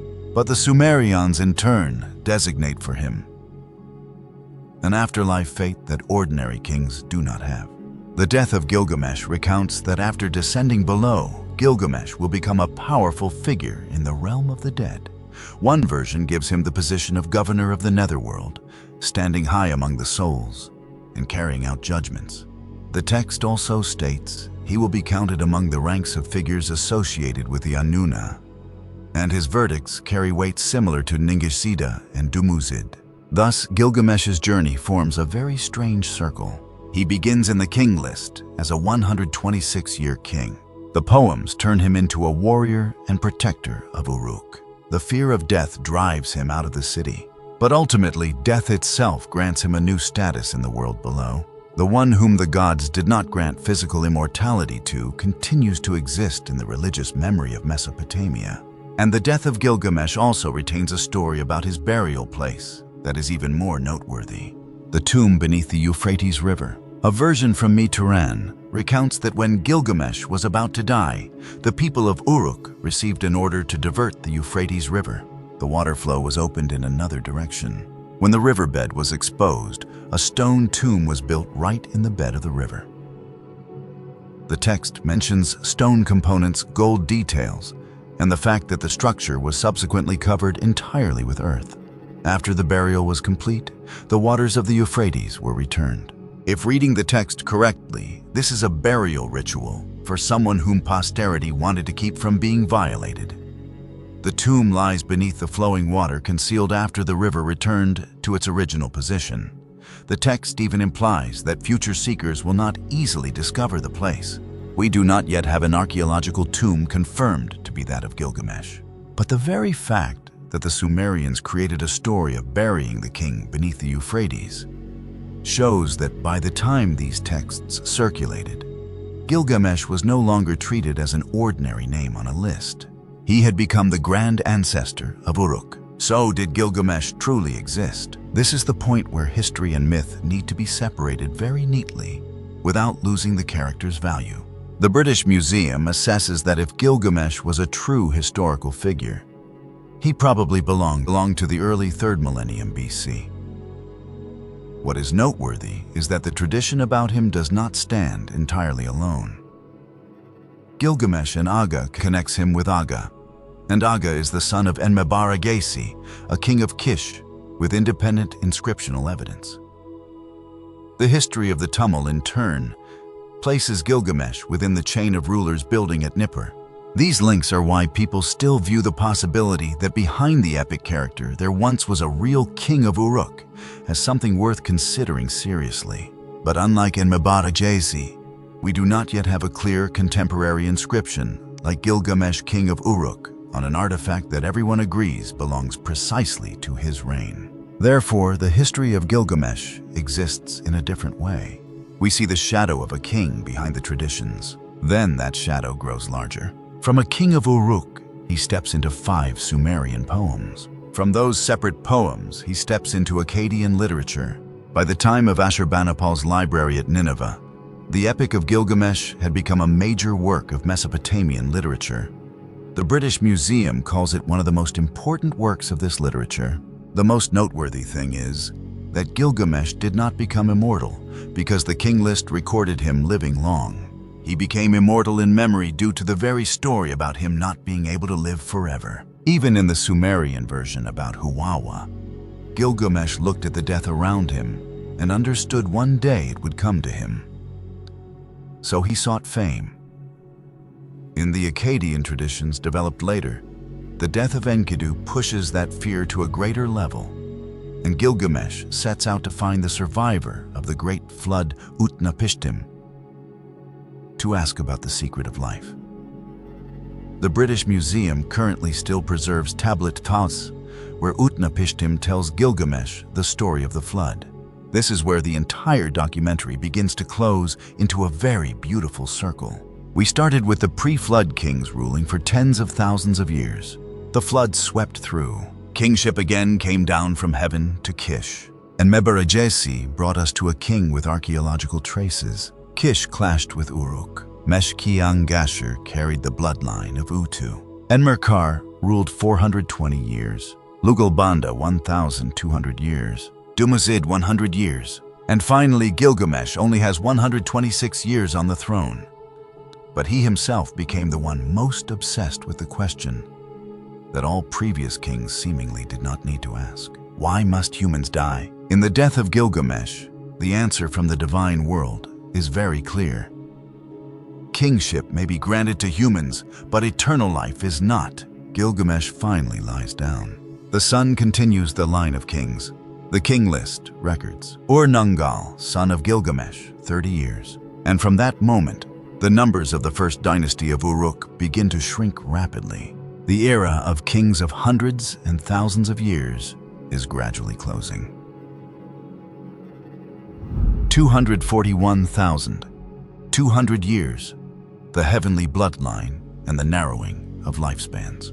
Now we finally bring the most important piece of evidence back to the center of the table, the Weld-Blundell prism, the most nearly complete surviving version of the Sumerian king list. This clay tablet currently resides at the Ashmolean Museum and is dated to approximately the year 1800 before Christ. It begins the history of kingship with a very clear declaration. After the kingship descended from heaven, the kingship was in Eridu. Following that are 8 kings before the Great Flood, with reign durations that no ordinary historical dynasty could possibly match. Alulim held the throne for 28,800 years, Al-Algar for 36,000 years, Enmenluana for 43,200 years, Enmengal-ana for 28,800 years, Dumuzid the Shepherd for 36,000 years, Ensepad Ana for 28,800 years, Enmendur Ana for 21,000 years, and Ubaratutu of Shurapak for 18,600 years. The king list itself totals up this entire period 5 cities, 8 kings, 241,200 years. Afterwards, the Great Flood swept through. This is not a number added by the alternative history community. 241,200 years lies right within the Sumerian text itself. There is one point where we must use our words with absolute precision. The Weld Blundell Prism records the reign durations, not the total lifespans of the 8 kings. But for a person to rule for 28,800 or 43,200 years, according to the logic of the story itself, that person's existence must at least stretch correspondingly long. Therefore, when the alternative history community looks at the 8 pre-flood kings and places them next to the opening sentence, "Kingship descended from heaven," they propose a very different explanation. This could be a ruling lineage, still maintaining a close biological connection with the Anunnaki world, perhaps even hybrid descendants, bearing partial traits of heavenly beings. It can be seen that before the flood, kingship originated from heaven, and reign durations were counted in tens of thousands of years. After the flood, the numbers began to change drastically. After the waters receded, the king list once again writes that kingship descended from heaven, this time placed at Kish. The first kings of Kish still had very long dynasties. Jushur, 1,200 years. Kulasina Bel, 960 years. Etana, 1,500 years. Barsal Nuna, 1,200 years. But toward the end of the first dynasty of Kish, Enmebaragesi had 900 years left, and Aga 625 years. When power shifted to Uruk, Mesh-ki-ang-gasher was recorded with 324 years, Enmerkar, 420 years. Lugalbanda had a special leap up to 1,200 years. Dumuzid the Fisherman had 100 years left, and Gilgamesh 126 years. After Gilgamesh, the numbers plummeted very quickly. Urnungal 30 years, Udal Kalama 15 years, Labashum 9 years, and Nuntara 8 years. Moving to the first dynasty of Ur-Mezzanapada was recorded with 80 years, his successor 36 years, then 25 and 36 years. Thus, we do not see an entirely steady line of decline. Lugalbanda, at 1,200 years, is the clearest example showing the king list still retained figures bearing special legendary status. It can be seen that across many generations, after the Great Flood, after marriages, and intermingling with the mortal population, the very thing that once forged colossal dynasties could no longer maintain its power as before. What is noteworthy is that a completely different tradition also preserves a pattern of narrowing lifespans that is very similar in terms of structure. That is the Book of Genesis. In fact, when studying the Bible carefully, you will see before the Great Flood, the Book of Genesis chapter 5 records the lifespans of the patriarchs with numbers that make modern people pause. Adam 930 years old, Seth 912 years old, Enosh lived to 905 years old, Canaan lived 910 years, while the lifespan of Mahalalel was 895, Jared was 962 years old, and Methuselah 969. Noah, the one who stepped through the Great Flood, lived a total of 950 years. These are lifespans different from the years of reign in the Sumerian king list. So we must not equate the two data systems. But both traditions place extremely massive numbers near the primordial era and the Great Flood. After the flood, the Book of Genesis continues to record the age of each generation, and a very clear trend begins to appear. Shem lived 600 years, Arphaxad 438 years, Shelah 433 years, Aber 464 years. By Peleg, it was only 239 years old. Reu, 239 years old. Serug lived 230 years. Nahor lived 148 years. And the lifespan of Terah was 205 years. The numbers do not decrease in an absolute straight line, but the baseline lifespan had moved very far from the generation of Adam, Jared, or Methuselah. By the time of the subsequent patriarchs, the gap continued to narrow. Abraham lived 175 years, Isaac 180, Jacob 147, and Joseph died at the age of 110. Jacob himself also seemed aware of this change.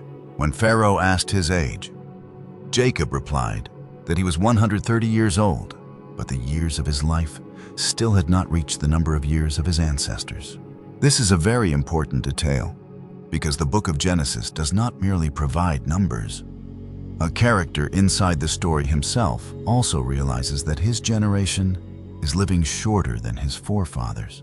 And before the great flood, right in the middle of the story about humans multiplying, the sons of God taking the daughters of men, and the appearance of the Nephilim, the book of Genesis chapter 6 lays down the famous decree: his days shall be 120 years. Immediately afterward, the text describes that the wickedness of humanity had become great on the earth, and leads straight to the verdict of the great flood.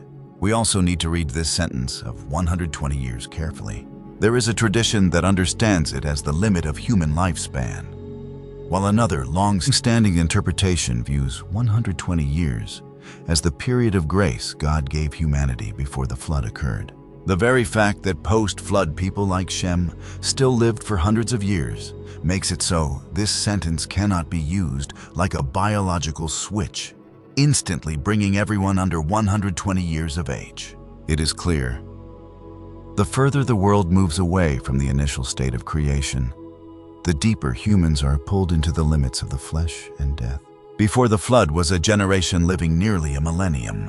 The corruption of humanity reached its peak. Judgment descended, and then the post-flood generations successively decreased from 600 years down to 400, 200, and finally approached about a century. This is a theological motif within the very progression of Genesis.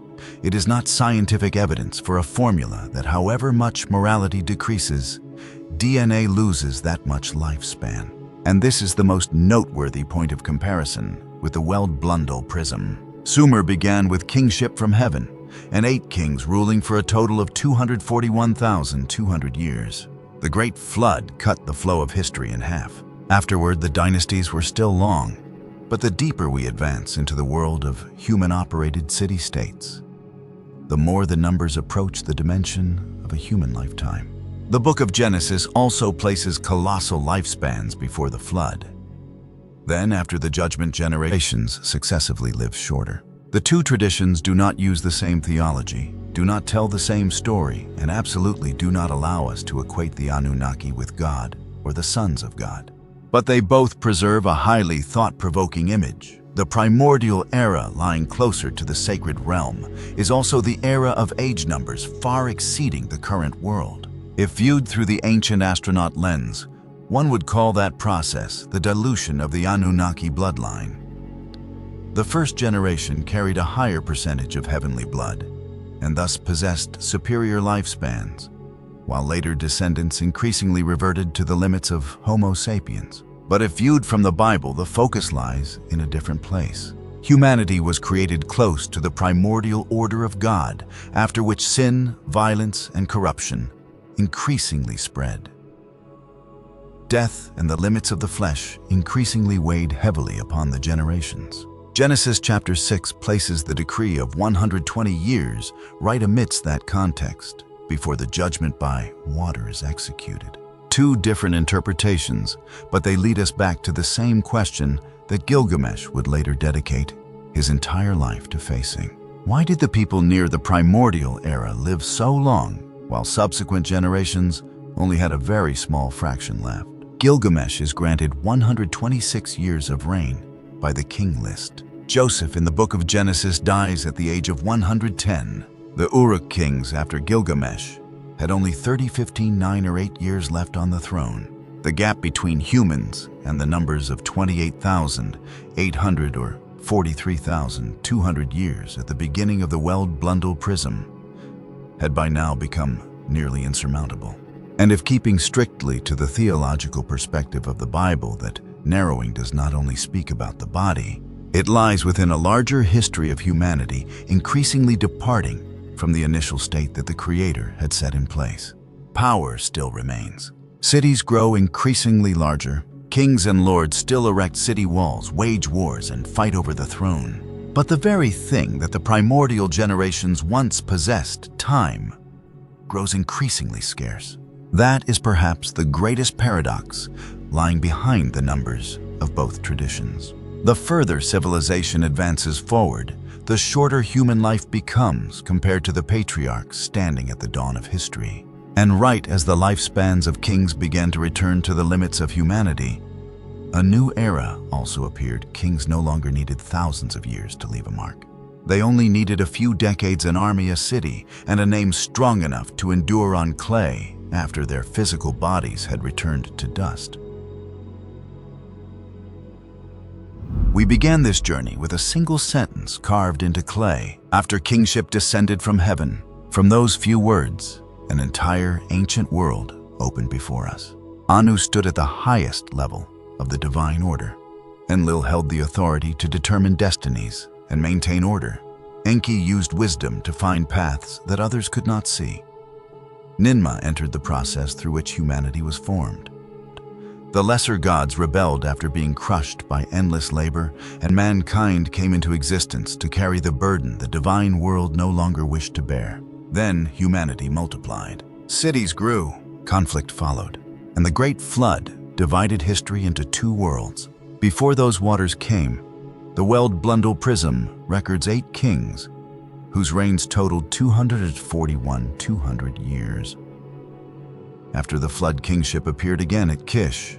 The enormous numbers began to shrink, while the names themselves slowly moved closer to a world that archaeology can actually touch. Enmebaragesi left his name carved into stone. Aga carried the power of Kish into direct conflict with Uruk. Mesh-ki-ang-gasher opened the royal line of Uruk as the son of Utu before entering the sea and disappearing. Enmerkar pushed Uruk toward Arata across the mountains and toward the resources that lay beyond the Mesopotamian plain. Lugalbanda went from a warrior abandoned in the mountains to a king credited with a reign of first 200 years and was later remembered as a sacred figure.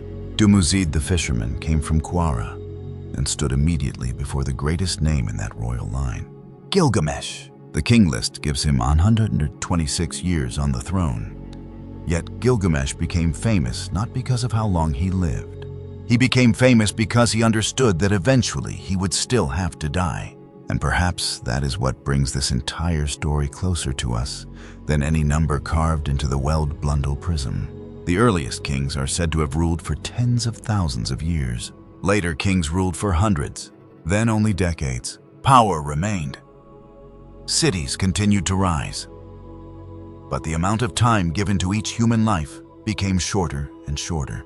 The Sumerian king list does not explain everything. It does not tell us exactly how we are supposed to understand reigns of 28,800 or 43,200 years. Nor does it say that the 8 antediluvian kings were Anunnaki human hybrids. The ideas of DNA manipulation, Nibiru, and the dilution of celestial blood belong to interpretations developed thousands of years after Sumer.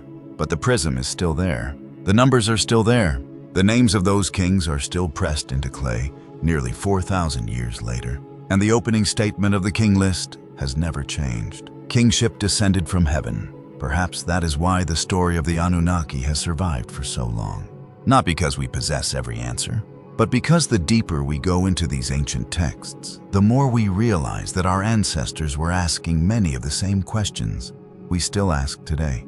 Where did humanity come from? Why must we labor? Who gives kings the right to rule? Why do civilizations rise, dominate the world around them, and then disappear? And what happened during those distant ages, for which our memory survives only in mythology, scripture, and a handful of clay tablets buried beneath the earth? Some questions remain open even after 4,000 years. Tonight we do not need to solve them all. The Lugalbanda prism can return to the silence of its museum case.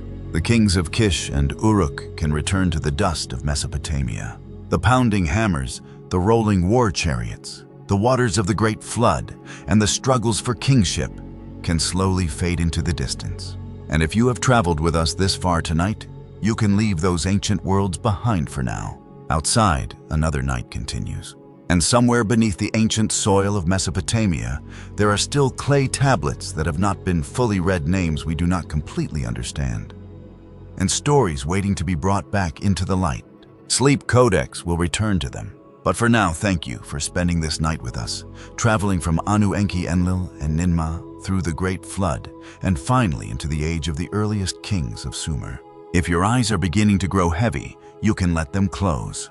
Those ancient cities will still be there tomorrow. The clay tablets will still be waiting. And we will meet again in another forgotten record on another quiet night. May your night be peaceful. Sleep well. And until next time, here on Sleep Codex.